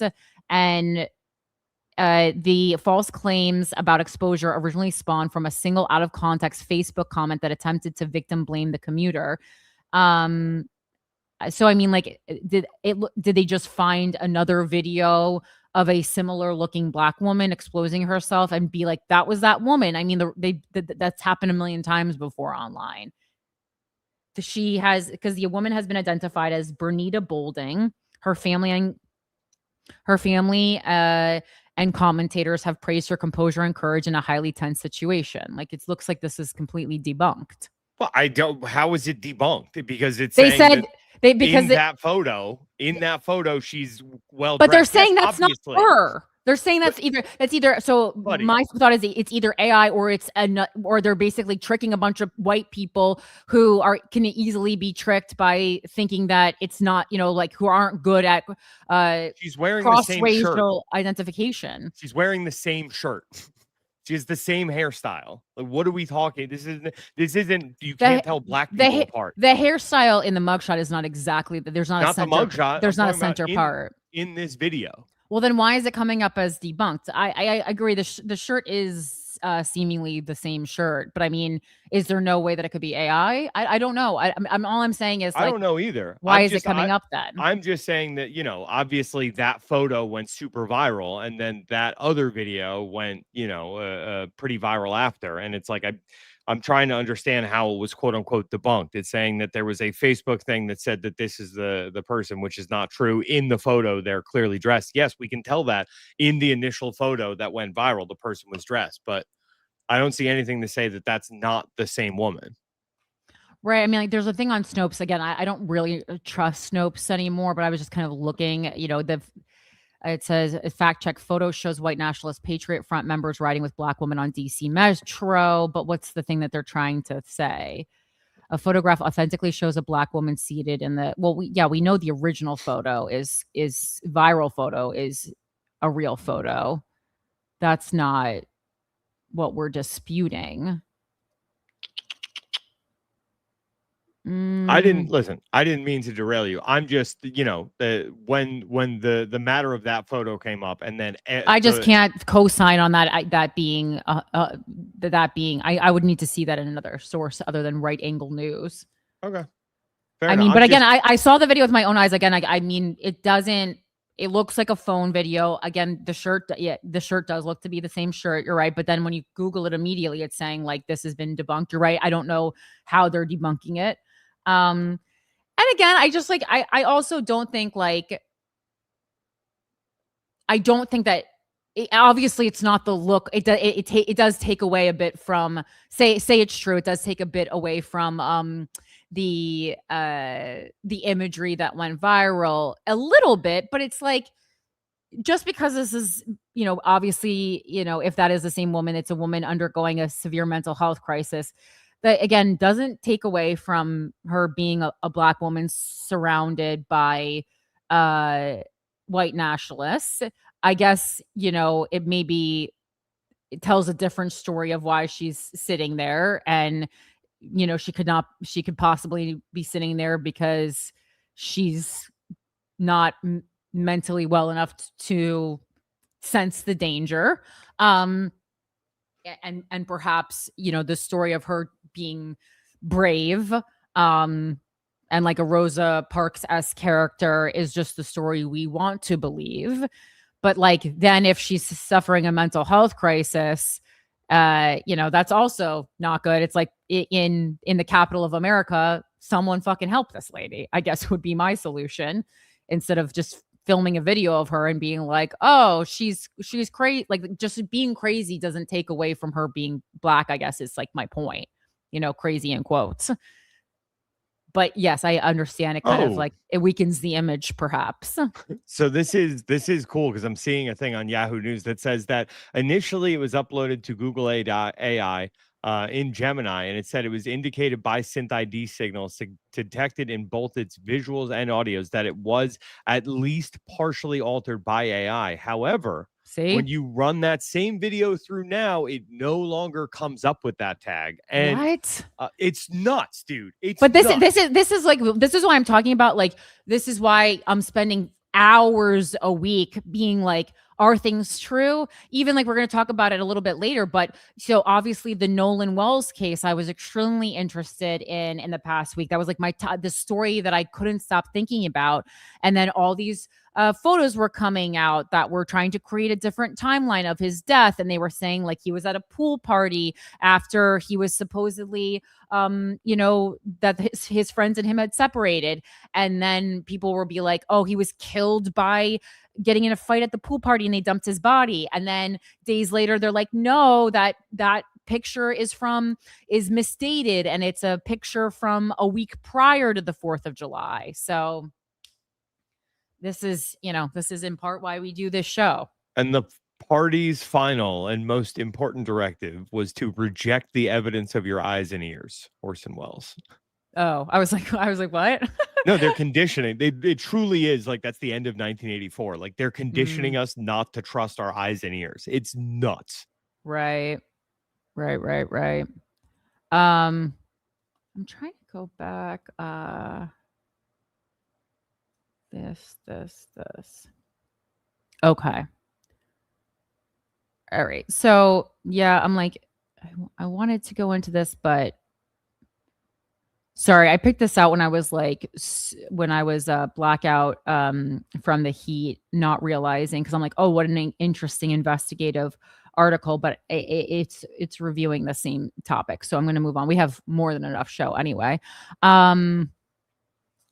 But just maybe message Crystal. So I don't want her to like have to do the thumbnail 3 times. All right. So let's move on to this next story about the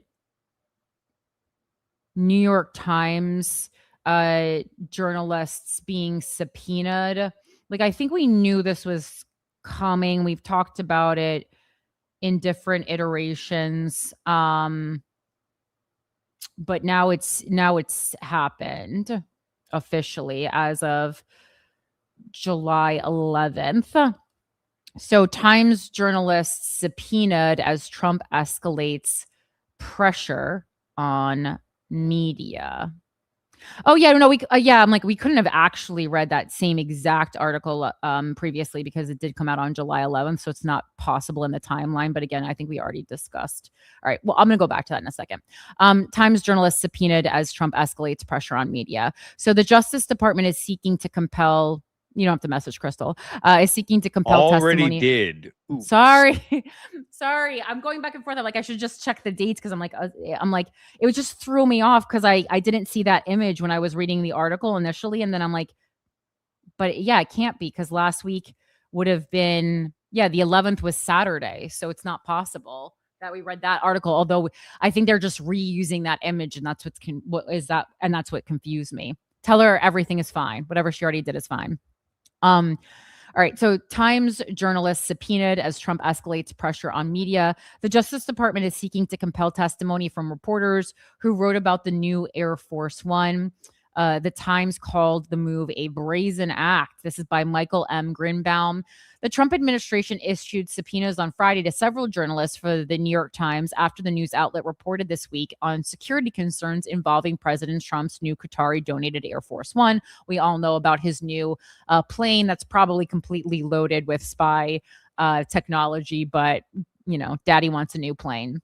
The subpoenas, which seek to force the reporters to testify before a federal grand jury in Manhattan on Wednesday, were an extraordinary escalation in President Trump's efforts to threaten and intimidate independent news organizations. In some cases, the subpoenas were delivered by federal agents who showed up at reporters' homes. The Times denounced the administration's actions. The appearance of federal law enforcement agents on the doorstep of news reporters should shock the conscience of any American who believes in the Constitution and the press freedom it protects. And again, this has been an ongoing theme in this administration, which is why I wanted to definitely cover this. Said David McGraw, the Times' top newsroom lawyer, in a statement on Friday evening. Our journalists report the facts and advance the American public's right to know how their government is operating and their taxpayer dollars are being used, Mr. McCraw wrote. This brazen act should be seen as nothing more than an attempt to prevent the public from knowing what is happening in their country by intimidating journalists from doing their jobs.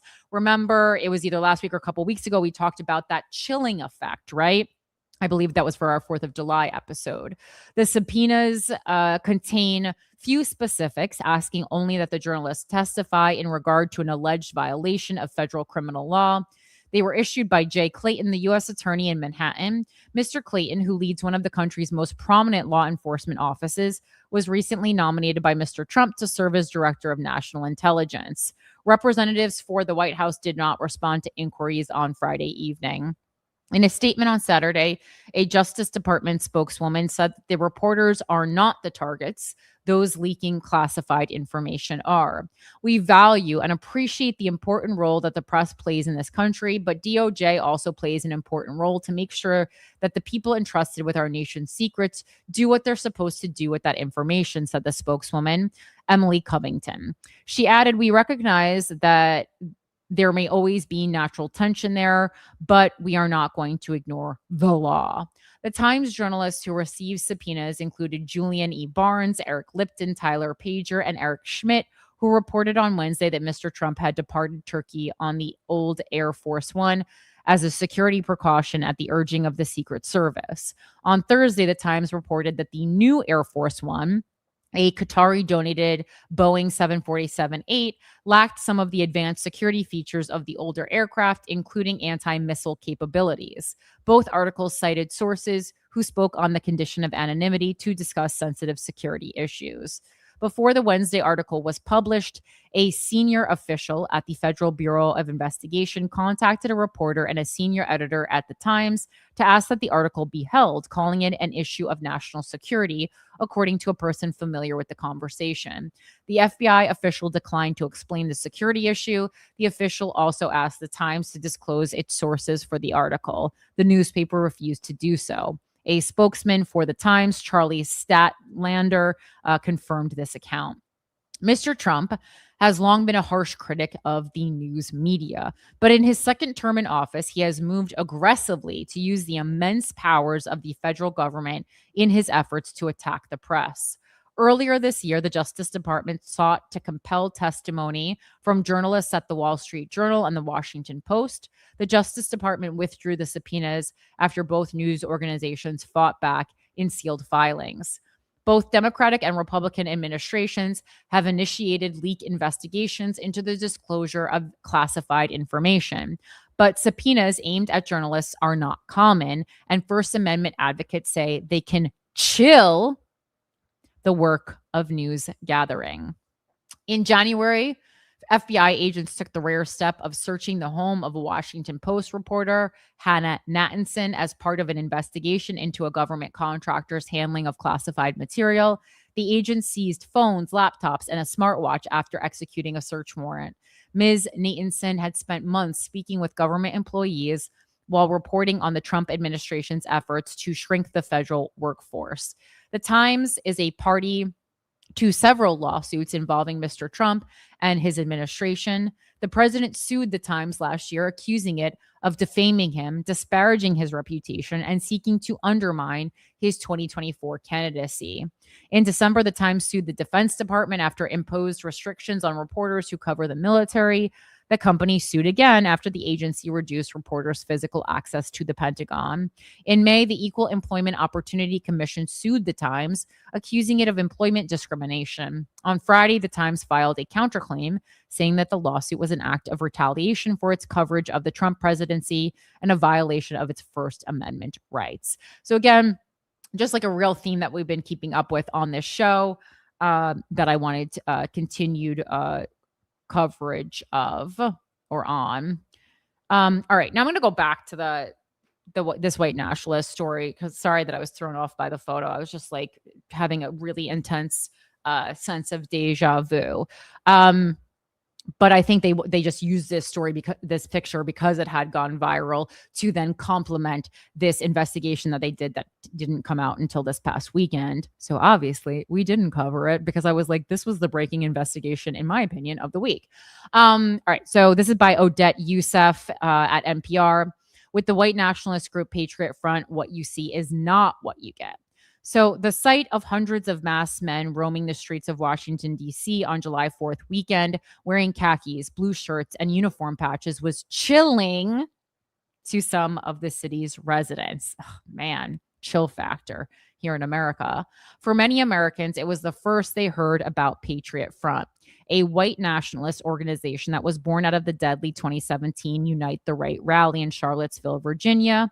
A now viral Reuters photo, which obviously is the one that Mike and I just discussed at length, prompted reflections on the experience of a lone African-American woman who was photographed in a metro subway car surrounded by white supremacists. I thought we just say Black American now, because unless, how do we know her heritage? Anyway, okay, that's just like not really an important point, but I'm just like, kind of like, what age are we living in?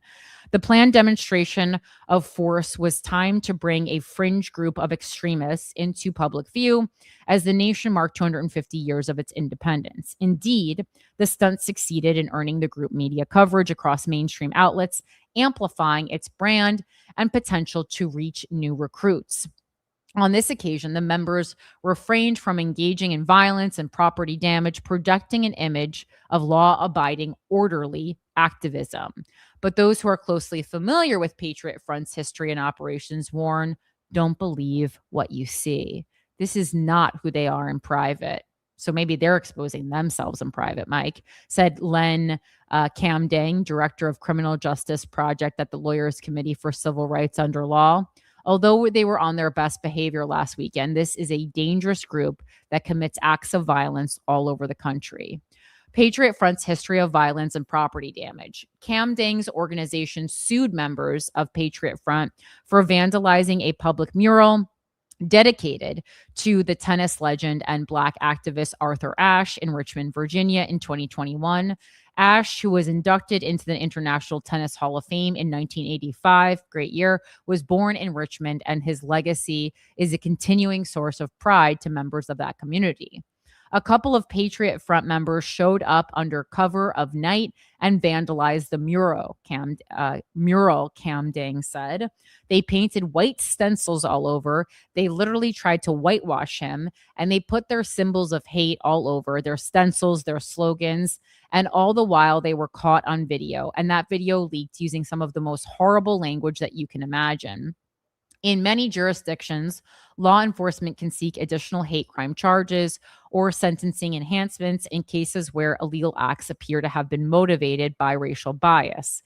But in this case, Camdang said, Patriot Front members face no criminal charges, and their identities were only revealed when online activists later infiltrated the group and leaked internal records. In another civil case, Patriot Front was ordered to pay almost $2.76 million to an African-American musician whom they assaulted in Boston in 2022 at another July flash rally they staged, despite a police detective concluding that the attack appeared to be more likely than not motivated in whole or in part by anti-Black bias. Nobody was criminally prosecuted. Neo-Nazi ideology in patriotic colors. In 2020, Christopher Goldsmith said that a fellow veteran invited him to partner up on infiltrating Partner Front. Goldsmith, who later established the Task Force Butler Institute to recruit Army veterans to counter fascist groups through open source online research, was not closely familiar with the group at the time. Frankly, when my friend used the term neo-Nazi, I thought he was using hyperbole, Goldsmith said. It wasn't until I saw them doing things like debating the merits of National Socialism versus fascism versus monarchy that I truly understood that neo-Nazi was not hyperbole, that these people actually praise Hitler. These people have dedicated their lives to promoting white nationalist, fascist, and genocidal ideology. Patriot Front's founder, Thomas Rousseau, was formerly a leader of a group called Vanguard America, which was prominent in planning and a presence at the 2017 Unite the Right rally. That gathering, the largest public white nationalist event in generations, turned fatal when one extremist drove a car through a crowd of counter protesters, killing Heather Heyer. I think we all remember that. Ultimately, Goldsmith said that rally further smeared public perception of the white nationalist movement as violent and un-American, lessons that Rousseau took to heart. Rousseau needed to rebrand Vanguard America, Goldsmith said. So he basically stole all of its assets, its digital assets, and made it into Patriot Front and literally painted everything in red, white, and blue so that it would be more attractive. The group has also shown up at natural disaster sites, namely in Central Texas last summer, ostensibly to assist local residents. Goldsmith said that these missions and the group's outward aesthetic are meant to project an idea of patriotism and service. He said the group maintains a strict code of conduct. Among other things, they do not display swastikas or give Hitler salutes in public. Always a good rule to not give Hitler a salute in public, you know? The goal of their propaganda, of their public actions like this, is to beat MAGA and conservatives and Republicans into defending them and to saying, I don't see anything wrong with this group. They clearly love America, he said. Patriot Front described as a cult and a pyramid scheme. Two of our favorite things to discuss on this show. The show of force in DC has raised questions about the group's financing. In fact, Goldsmith and Camding said that the members of Patriot Front appear almost entirely to shoulder the cost of operations and Rousseau's lifestyle. They said they say it's most likely that those who traveled to DC had to cover their costs themselves. Sorry, Alfred's spazzing out. I'm coughing. All of them funnel resources to the top, Camding explained about the group's general financial structure. In order to be a Patriot Front member, you have to engage in acts of what they call activism. It's a little bit Scientology. And usually what that means is vandalism, putting up banners, spreading the slogans of hate all over the country. And in order to do that, they will have stickers, stencils, branding. All of that has to be approved from the top down, and all of it has to be purchased from the top down. So all of the members who do this multiple times a month send cash to Thomas Rousseau for essentially stickers and stencils. Oh, it's like a hate club. That's fun. Goldsmith said that from his time infiltrating the group, the cost could run up to hundreds of dollars a month per member. Oh, like it's kind of cute. The white nationalists are in like a sticker, like a Lisa Frank sticker club. Camding, who said that attorneys are actively seeking to collect judgment in the settlement over the Arthur Ashe mural, noted that Rousseau appears not to hold any additional paying jobs. You don't say. This seems to be what he's doing full time, Camding said. So he appears to be being propped up full time by his members. Goldsmith likened the financial operation to a pyramid scheme, but he said even more substantial than that, the financial investment that Patriot Front members are required to make to retain membership is the control they give up over their time and personal choices. I describe it as a cult, not to be offensive, but because it is, like, Rousseau needs to have complete control of all his members, Goldsmith said. The group requires its members to give up all of their lives, all of their relationships, all of their priorities in life need to be focused towards growing the organization or continuing the organization and enriching its leadership. So it's costly. NPR reached out to Patriot Front for comment. The group did not respond by deadline. Goldsmith also noted that Rousseau often gives lengthy speeches that members are expected to listen to via online platforms. I love how all cults are kind of different, but also exactly the same. To Camding, the publicity that Patriot Front earned through the group's DC stunt presents a danger. It amplified a presentation of the group that was deliberately crafted to make Patriot Front appear orderly and patriotic. I think the reason why it got a lot of attention is because Patriot Front was very careful in their language, he said. They try to mask their replacement theory, the white supremacy, and in Americana terms, and patriotism, but that is not who these guys are. So if you guys were thinking of joining Patriot Front, I guess don't. Wait, do they have an official website? Yeah, they do. patriotfront.us. Patriot Front, reclaim America. Whoa. Life, recognition. Americans will fully recognize themselves as people, not merely citizens or residents of a country, but a people bearing a unique national interest rooted in our heritage on this continent. Our people, born to this nation of our European race, must reforge themselves as a new collective capable of asserting our right to cultural independence. The life of this nation, unique among all others, will be defended. And then, of course, it says life, liberty, victory. Wait. All right. The liberty part's not as interesting, but what does it say for victory? Victory. The faithful of the nation will foster a social, moral, and civilizational health, which will allow the people to prosper alongside the guidance of a representative state that ensures an existence for them and their posterity. No placement of the private interest above that of the common good will stand unopposed as the barriers impeding the nation's will are overcome. Sovereignty will be pursued with the securing of the American homeland against the invasion of foreign nations and interests. The victory of the American spirit, upheld by a sovereign and legitimate state, will be complete. I mean, FAQ. Why does Patriot Front wear masks? And it's a video because they said no one who comes to this site is going to read anymore. All right. Well, that was fun. Really good to know. You know, sometimes when you have a hate group, you need to rebrand, just like your Domino's pizza, right? It happens to the best of us. All right. Let's move on to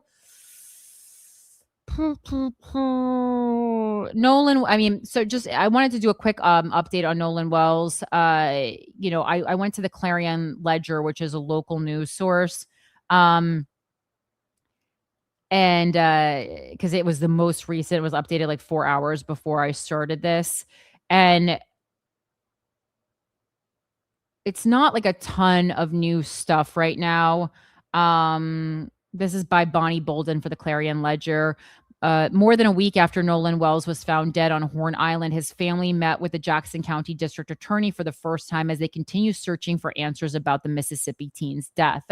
After the meeting, nationally known civil rights attorney Ben Crump said in a news conference that the family learned more about the investigation process going forward, but no new information about how Wells died. And let's see. Wells' family questions how he died and why he became separated from friends while without his phone. They hired Crump to investigate the case independently. No autopsy findings have been released from the state or from Crump's team, which is what we're really, waiting for, kind of to see, like, did he die by drowning? Did he die by blunt force trauma and his body was dumped there? Like, what's going on there? False claims and AI generated photos, as I was talking about before, and videos spread online, making finding the truth more difficult. Crump called the false videos and claims god awful for the family to have to deal with. Some attack Wells' parents or claim to be his mother. And they are still actively, not that anyone listening was in Mississippi and is friends with an 18-year-old, but they're still asking for anyone with original photos and videos of Horn Island that day or any information to come forward. And they still kind of have no real answer. I mean, this is kind of an article just kind of being like, we don't really know a ton more yet, but we're still actively looking for more information. And really waiting on those autopsy files. Again, I just wanted to, update on that because that is kind of just like the story that I can't really put down. Just really, really upsetting. What's less upsetting is the unexpected death of Lindsey Graham. Lindsey Graham, he's dead, and as suspected, he seems to be pretty gay. This is from The Advocate. and I had and before I even looked up this article, what prompted me to research Lindsey Graham's sexual orientation was that that a trend, I actually did a video on it too, the Netflix documentary Instagram trend, where you sit down and you pretend that you're being preparing to be interviewed for a documentary about whatever your area of expertise is. And I saw a trans sex worker do one of that trend, saying that she had been hired as a sex worker by Lindsey Graham, and confirmed that she had already transitioned at the time that she was hired, and that she was not, it was not an isolated incident. And I believe she says, Lindsey Graham loved cock in it. That's her quote, not mine. So I guess it's a trans sex worker who had not, or I don't know if she has Alfred the crotch licking on today's episode. Really insane. Good timing though, because we are talking about penises. But had not been she had not gotten gender affirming like bottom surgery at the time. Whether or not she has now, not really anyone's concern. So in a viral post, and this is a different transgender individual that they're talking about in this article, separate from the one I organically came across on Instagram. So in a viral post, transgender author alleges anti-LGBTQ plus Senator Lindsey Graham hired her for sex work. Jesse James Rose alleged with a hand-raising emoji that Graham paid a Twinkie pre-transition college student a fat stack of cash for a meetup. This story originally appeared on Them. After longtime U.S. Republican Senator Lindsey Graham died on Saturday night, reportedly from aortic dissection, the reaction from the LGBTQ plus community was immediate. The South Carolina Republican had served in the U.S. Senate since 2003, spending his final years as a loyalist to President Donald Trump, who was like, continuously talking down to him. Alfred, Alfred's attacking me now because he wants to lick his crotch, and I just feel like, as his mom, I have to protect him, right? And say, hey, don't lick your crotch on camera. Spending his final years as a loyalist to President Donald Trump. Lick it off camera, babe. Despite having run against him in the 2016 Republican primary. Through his tenure, Graham was a staunch.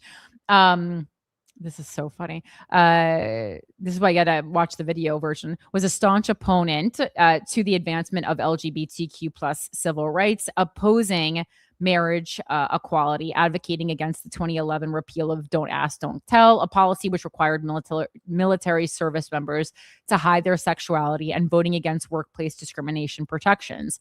On transgender rights specifically, Graham supported state-level bans on gender-affirming care for minors.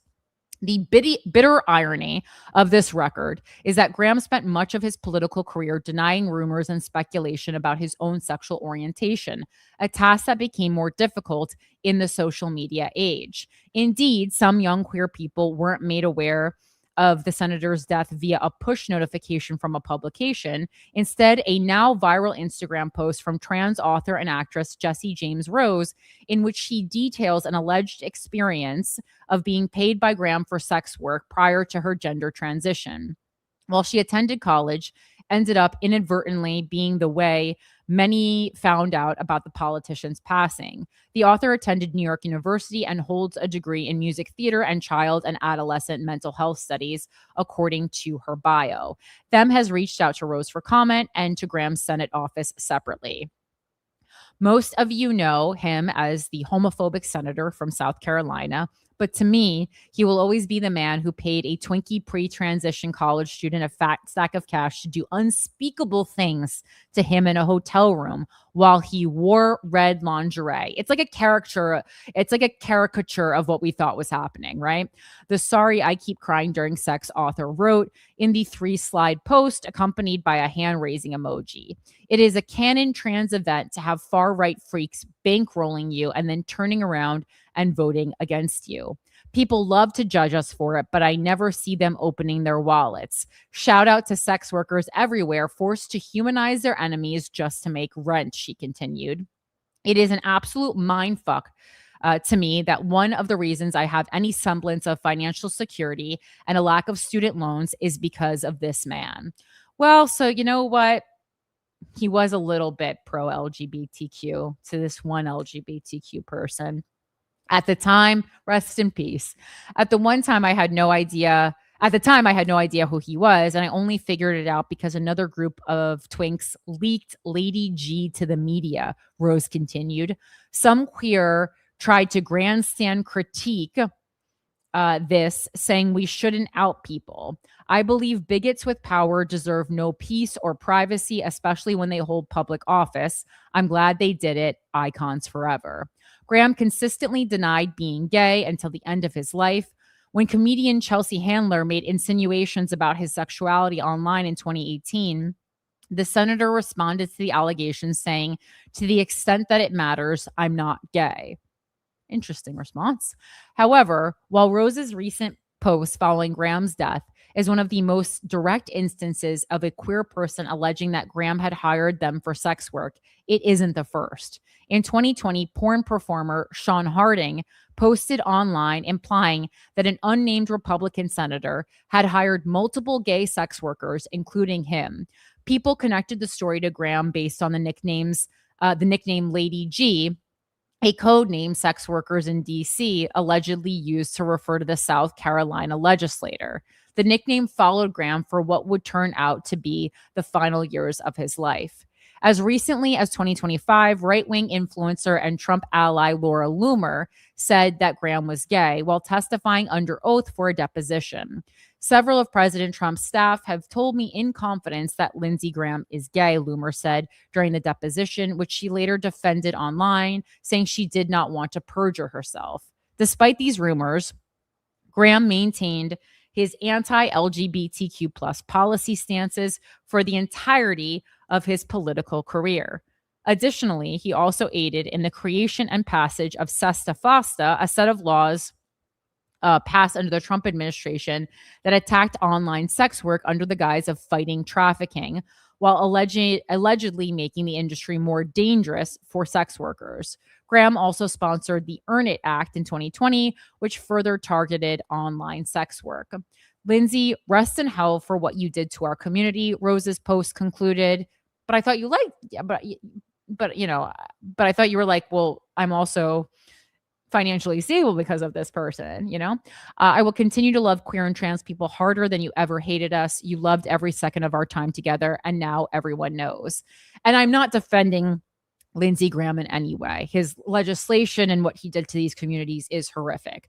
But it also, I don't think the legislation was a result of him hating, queer people and trans people. I think it was a reflection of him hating himself.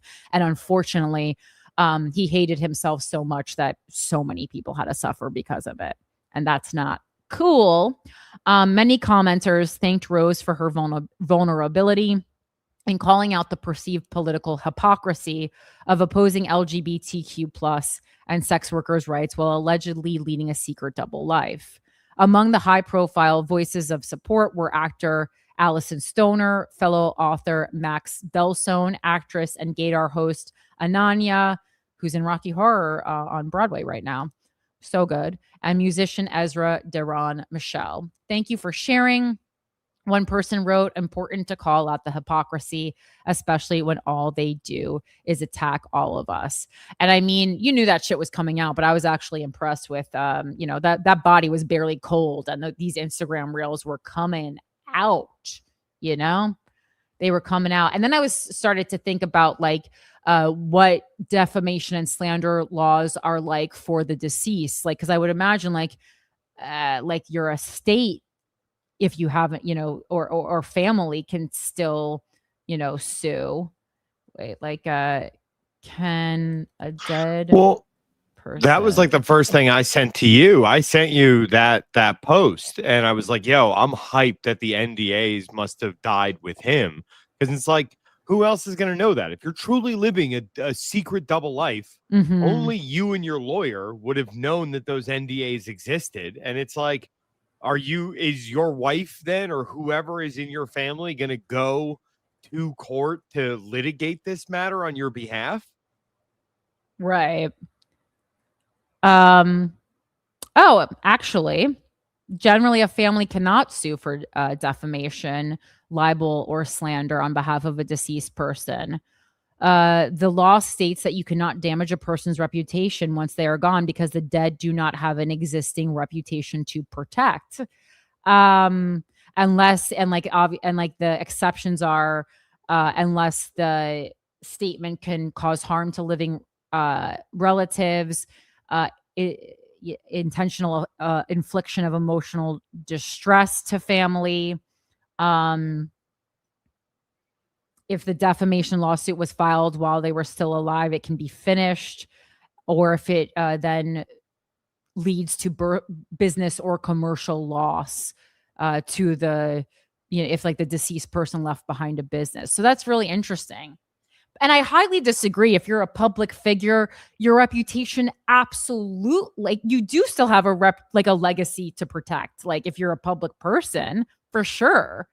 Like we see that time and time again, how people who we previously liked, there's some article comes out how like Gandhi was actually an asshole, or whatever fucking nonsense clickbait we like to ingest. Yeah, but the courts Interesting to know. The courts only work in dollar figures, though. You know what I mean? Like if you're suing someone, if you're suing someone for loss of work, your earning potential is really like the number that you're suing them for that you missed out on. Like if you're dead and you don't leave behind, let's say like a royalty catalog for your family to keep making money off of, or like in Michael Jackson's case, like a stage show and a movie and likeness rights. Like if you don't have that set up for yourself at the time of death, what would they be suing for? Because it's like the court doesn't care about anything that you can't put a dollar value on. Yeah, but I would argue that like when you're living, you can still say that like it's not causing a financial loss. It's causing like reputational damage, which could cause emotional distress, which is something that's viable in court. But how do you have emotional distress if you're dead? No. I'm saying that, but I'm not like saying like when they're living, it's not all about the courts making money. No, of course, but I'm saying in this case, for dead people, you're like if you, no matter how public of a life you're leading, if they can't monetize that after your death, your reputation is really null and void. Just the family can't, throw you to the wolves. Who cares? It's pretty crazy.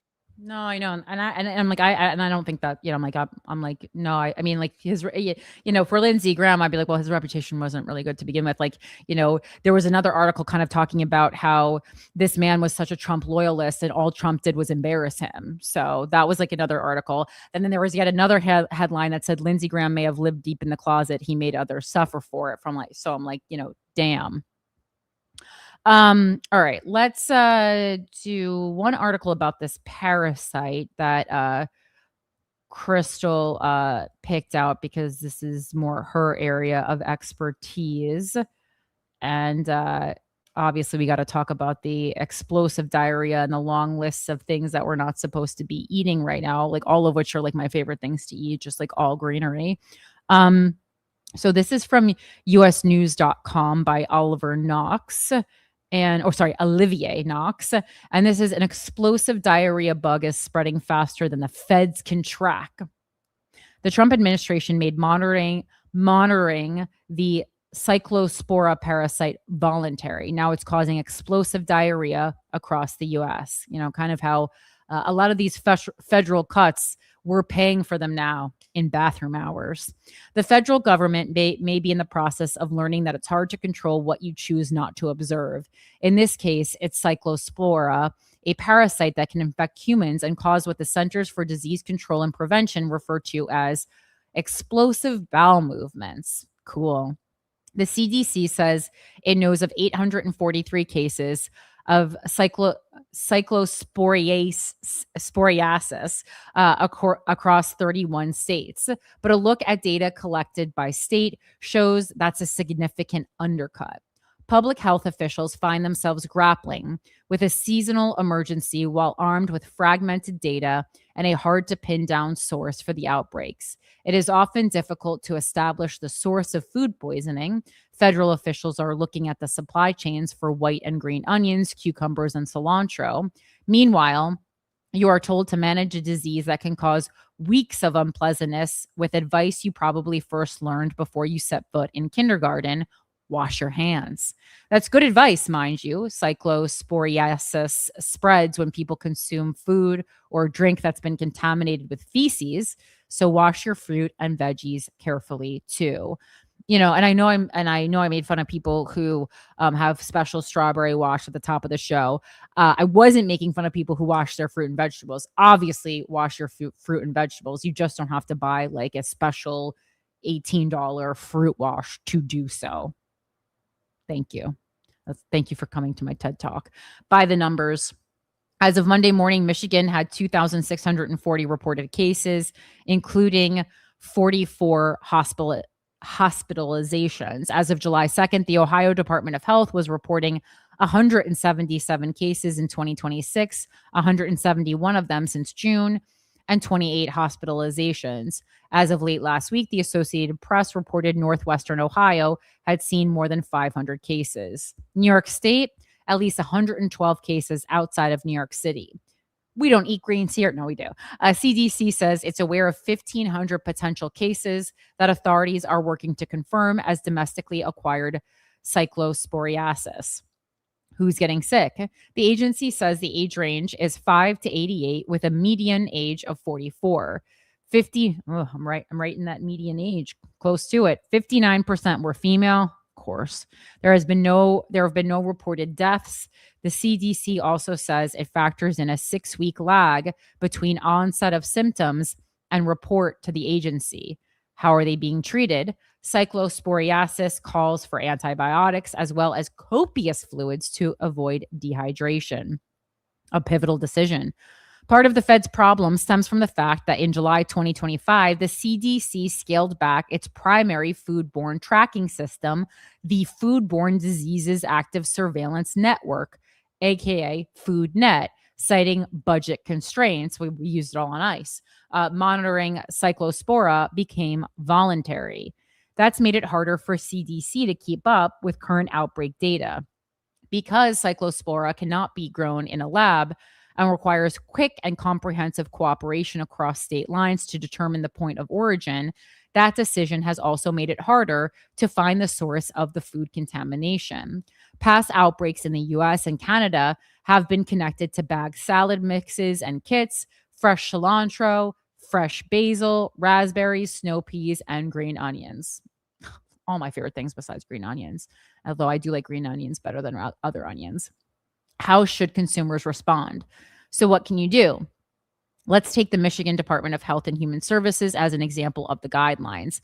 Entities in Southeast Michigan who are preparing, processing, or serving raw produce, including restaurants and other commercial kitchens, should take a number of steps, and MDHHS says. For lettuce and leafy greens, buy whole heads of lettuce, not bag lettuce or salad kits. Throw out the outer 2 to 3 layers. I always do that anyway, just like the first layer, and wash the inner leaves under running water. Cooking leafy greens is the best option. For cilantro and basil, separate the leaves, wash under running water, safest when cooked. Green onions, trim the root end and remove the outer layer, wash thoroughly under running water, safest when cooked. Raspberries, they're saying their bumpy surface makes them especially hard to clean. The parasite can hide in the tiny crevices. Safest when cooked. Frozen berries are less likely to have parasites. And snow peas, wash them under running water, rubbing the surface, safest when cooked. I hate all this shit cooked. I like it raw, baby. There's an old adage that government is forever fighting the last war. Public health officials are at something of a decision point. They can live with delayed federal tallies and wash your vegetables warnings that may or may not change American behaviors, or they can restore systems to catch foodborne parasites before they reach the dinner table. For now, the American salad bowl is a bit of a gamble. So just an update on that. If you're having explosive diarrhea, that might be the reason why. That really might be what is going on. Also kind of reminding me of a story that we told on GWF this week. Interesting.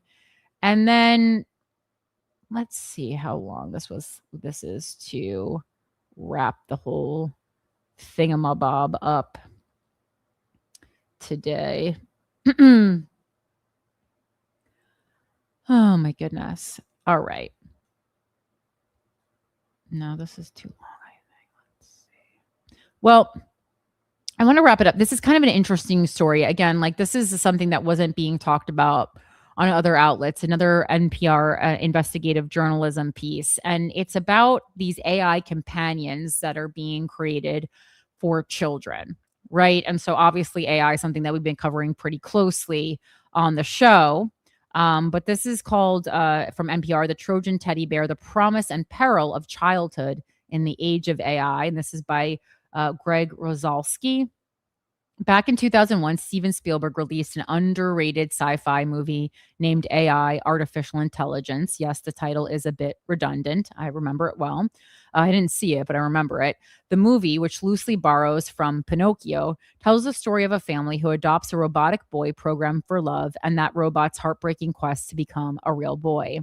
Much of the technology in AI remains elusive. We're probably not anywhere close to building androids that can convincingly pass as Haley Joel Osment or Jude Law for that matter.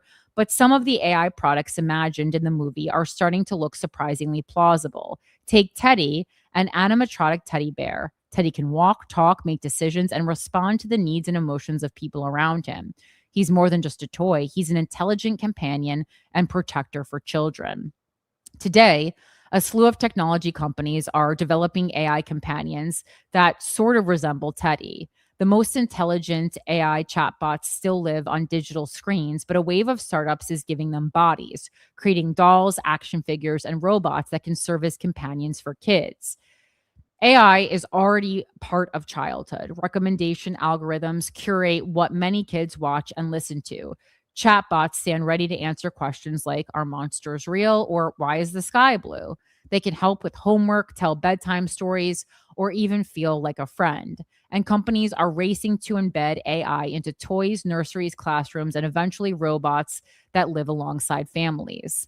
In a new book, Human Raised, Nurturing Connection, Curiosity, and Lifelong Learning in the Age of AI, author Dana Susskind grapples with what the rising tide of artificial intelligence means for raising kids. On the one hand, she acknowledges that the technology offers promise as, for example, a productivity enhancer and time saver for parents, a monitoring and research tool that can give parents and scientists valuable data on child development, and an interactive tutor that might help some kids learn.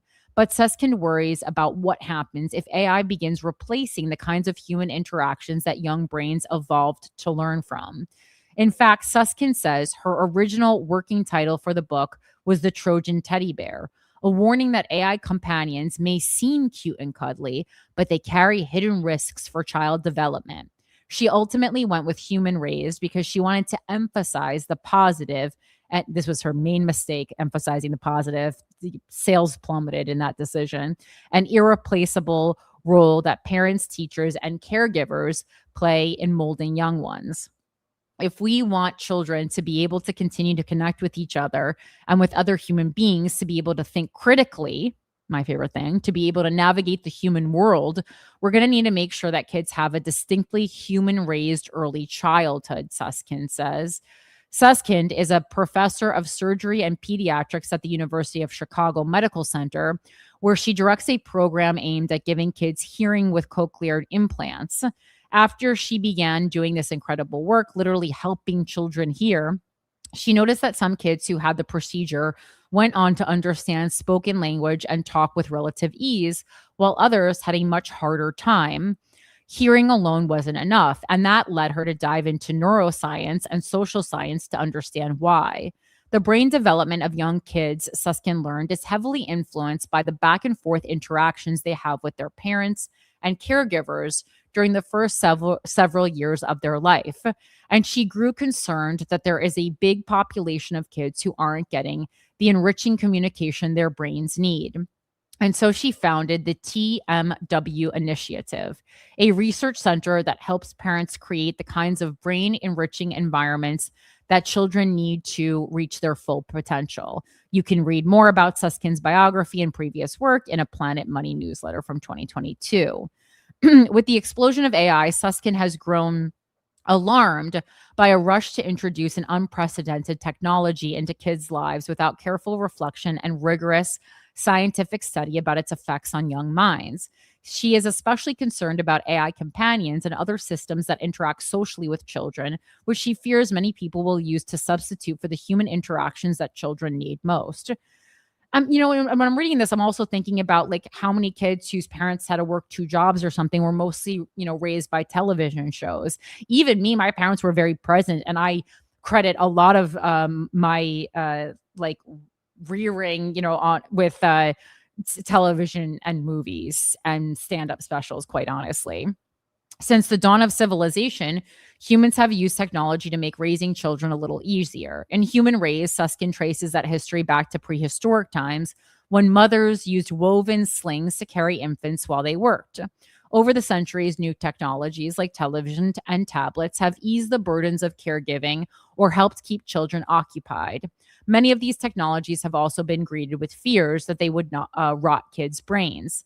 But Susskind argues AI may mark a fundamental shift. Interacting with a chatbot or intelligent teddy bear is more than just a kid glued to a television or an iPad watching Sesame Street or Paw Patrol. AI systems carry on conversations that can feel strikingly human. They respond to kids' questions, emotions, and fears. They create a kind of synthetic social relationship, one that Susskind argues may shape developing minds in ways that until recently only humans could. I would also be interested in comparing the synthetic social relationship between a human being, and AI to the parasocial relationship that we have developed with people in the age of podcasting and social media. If anyone wants to write that and send it to me.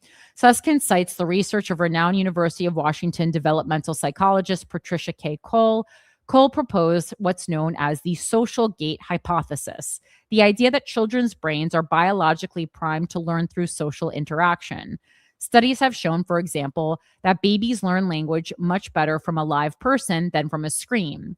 Neuroscientists and psychologists suggest that's because social interactions engage the brain in ways passive media does not. The sing-song way adults naturally speak to babies, Miss Rachel, smiles and other facial expressions, gentle touch, eye contact, and back and forth exchanges all appear to help open that social gate and facilitate learning and healthy brain development.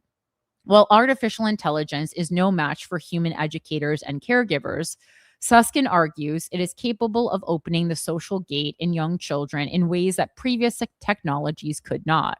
That makes AI a potentially extraordinary educational tool, but also a potentially dangerous one. Companies design AI systems with their own goals, which could include maximizing your kids' engagement, keeping their attention, collecting data, and boop, boop, boop, you guessed it, making money. They don't have the same priorities as parents. And while those systems may imitate human interaction, Susskind argues they cannot recreate everything that makes human relationships developmentally valuable. I wonder though, we have so much conversation recently about like how we are lacking in human relationships. But like if this is just where society is headed, like will we just evolve and eventually just evolve into living creatures who can go without human relationships? I don't know. Eye contact, shared laughter. Feels like that's kind of the goal here. No, I mean, not even the goal, but just like, every time technology advances, like we evolve and we figure it out. Right. So I'm not saying it as a negative or a positive. I'm just saying like, will we naturally evolve? And, even though maybe it's not what, if asked, we would have wanted for ourselves, it will end up being okay. I don't know. Obviously, it sounds sad to us as humans who have, thrived on human relationships, but not all of us have, Eye contact, shared laughter. I'd argue that love is a battlefield says I'd argue that most socialization happens through media, and this is a new form of media. Well, right. That's what they talked about earlier. So but they said that, you know, what media isn't doing is like responding to your questions, fears, etc. in real time, you know, even if it's tapping into those things.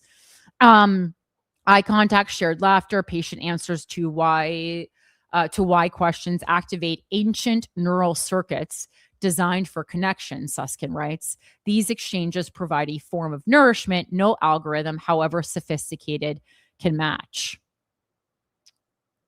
Okay. I mean, yeah, no, it's not giving you eye contact and it's not making you laugh. But I mean, you know, I have done some experiments with AI where I've actually been surprised at the level of humanness that it was able to give in some questions that I asked it, you know, because I was just curious. Human relationships are also messy and filled with emotions. Parents misunderstand their children, kids get frustrated, families argue, reconnect, and then smooth things over. I mean, I've gotten into a fight with Claude. Susskind argues that those imperfect interactions and the productive struggle they create are how children learn resilience, emotional regulation, flexibility, and how to navigate real relationships. Unlike most humans, AI systems can be endlessly engaging, infinitely patient, and relentlessly affirming. You got to train it not to be, though. That's the number one thing I said to Claude, was don't just agree with everything I say. Interactions with them often feel frictionless. Susskind worried giving young kids considerable exposure to them may make them less prepared for the messy, unpredictable nature of real human relationships. Susskind compares AI relationships to ultra-processed food. If all you eat is fruit snacks, which is a synthetic version of fruit, when you actually eat the real fruit, you're going to be like, it's not quite as sweet, she says. AI could eventually be programmed to try and mimic real parents and caregivers even more closely. So this, to me, this part of it, it's not as sweet, reminds me a lot of what we see when it comes to male sexuality and pornography, which we talk about extensively on GWF, right? And so, you know, the male loneliness epidemic, like part of it, sure, can be because of the, differences in progress between, men and women. But I think some of it is also like, well, if you can hire a sex worker or watch pornography and have a sexual experience where you don't need to really consider a woman's feelings or needs at all, then when you actually date a real woman and she's not, just letting you fuck her in the ass against the stove or, whatever fair use, whatever we're doing these days, then it's going to seem like a pain in the butt. No pun intended. You keep saying fair use. I think the term you're looking for is free use. Fair use. Sorry, that's like you're exactly. You're right. Sorry, I honestly tried to block the whole thing from my head, but then men keep bringing it up. But yes, you are right. Fair use is like when you use 30 seconds of a clip of a pop song. AI could eventually be programmed to try and mimic real parents and caregivers even more closely.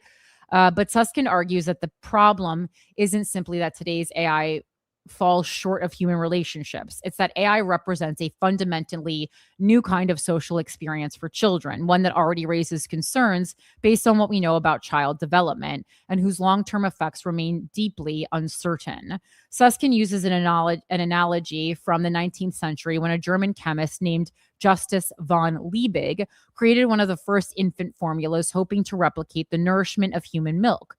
But when a French physician tested the formula on 4 newborns, all of them died within days, and the episode sparked a fierce controversy. I'll say. The lesson, Susskind suggests, is that we should be cautious about engineering substitutes for something as biologically, emotionally, and socially complex as human caregiving before we understand how those substitutes shape children's development. That's a wild argument. To be like, hey, the first time they tried formula, it killed some kids. So clearly we should be, no, dude, formula is still selling in record numbers in America. It's helped countless families to feed babies when women can't produce breast milk for whatever reason. That's just a crazy analogy. Am I wrong? No, yeah, I mean, yeah, I guess they're just saying maybe take a little more time. not that it's not possible at all. But Fair enough. but yes, I hear Do what we you're saying. But then what's the alternative? We test it on puppies? We gotta kill a bunch of puppies? No, I That's what. So mean, what do we do? no. Well, I mean, I think it's maybe like ease into it, and because these people are acting like Trojan Teddy is now going to be raising children. Yeah, don't leave your child alone with a robot teddy bear for 8 hours, but maybe can play with it for 15 minutes. You know.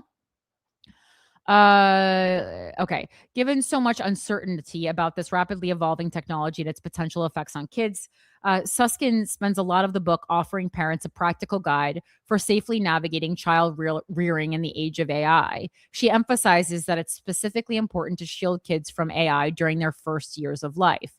Older children and adults encounter AI with already built neural scaffolding, but young children are still wiring the very circuits that shape future learning and relationships, she writes. Introducing AI during this sensitive period presents a fundamentally different challenge with greater potential for harm. Suskind is open to the idea of using AI to enhance education for some kids, but only as a tool that enhances rather than replaces humans. She argues that human caregivers are the best way to cultivate what she calls the human edge, a set of social, emotional, and cognitive skills like critical thinking, interpersonal connection, genuine creativity, empathy, and resilience. But like time crunch parents who rely on screens to buy themselves some time today, there may be growing temptations to outsource part of child rearing to AI, especially considering the fact that childcare is incredibly expensive. Susskind worries that over time, a fully human raised childhood could become a kind of luxury good, much the way fresh, healthy food often is today. Families with the time and resources would provide rich human interaction to their kids.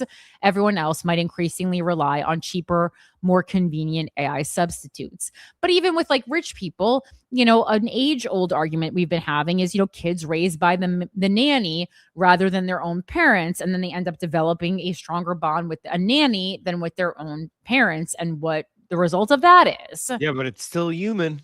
It is human, So yeah. it's like the only people who are going to be able to afford to actually spend time with their kids are still going to outsource that just to another human, which makes it somehow morally better for a population.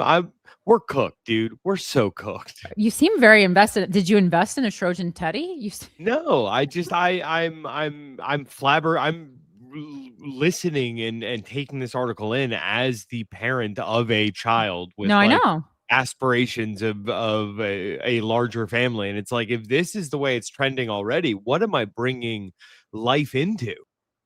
I think that's a question a lot of people are asking themselves. Absolutely. And children raised largely by AI might not only lag socially, emotionally, and cognitively, but ironically, they could also be less prepared for an AI driven economy. Susskind points to a recent essay by the University of Chicago economist Alex Emos. Emos argues that as AI automates more cognitive work, human jobs may be increasingly concentrated in what he calls the relational sector, occupations where humans are valued for qualities that make them distinctly human, from education to healthcare to hospitality, the arts, and therapy. If that's true, then the traits children develop through a human raised childhood won't just matter for their social lives, they may also become an economic advantage. In a world increasingly shaped by artificial intelligence, the most valuable skills may be the ones that are the most deeply human. That's what I'm banking on as an artist. I really hope so. All right. Well, we had a lot. We went over a lot on today's show, as always, but it was varied and interesting, and I had a great time. And make sure to get those tickets to Gash October 25th at the Comedy Store in Los Angeles.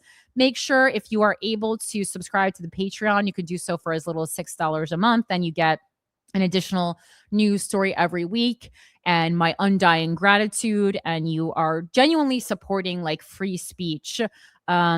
And so I feel like it's a true act of patriotism in what I still hold true as the meaning of the word as an American. And make sure you click subscribe on our YouTube channel That's an amazing free way to support the show. You can follow us on Instagram, Without a Country Podcast.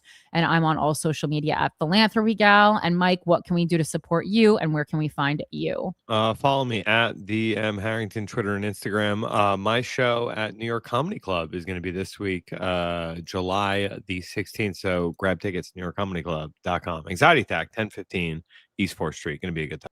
Super fun show, great club. Make sure to support, continue supporting artists so that we don't have to have AI comedians. I can only imagine what that'll be like. But guys, thank you so much for tuning into the show. Remember to send in those written testimonies if you are a New Yorker against, horse carriages. I mean, or I guess if you're for them, I don't want to tell you what your viewpoint is, but get those testimonies in. I am against them. And thank you so much for spending time with me this week. I know you'll lead a busy life, but I appreciate you thinking critically, seeking the truth, and being invested in your world. If you want to send me an email, it's withoutacountrypodcast@gmail.com. Until then, the truth is in there. Peace. Bye.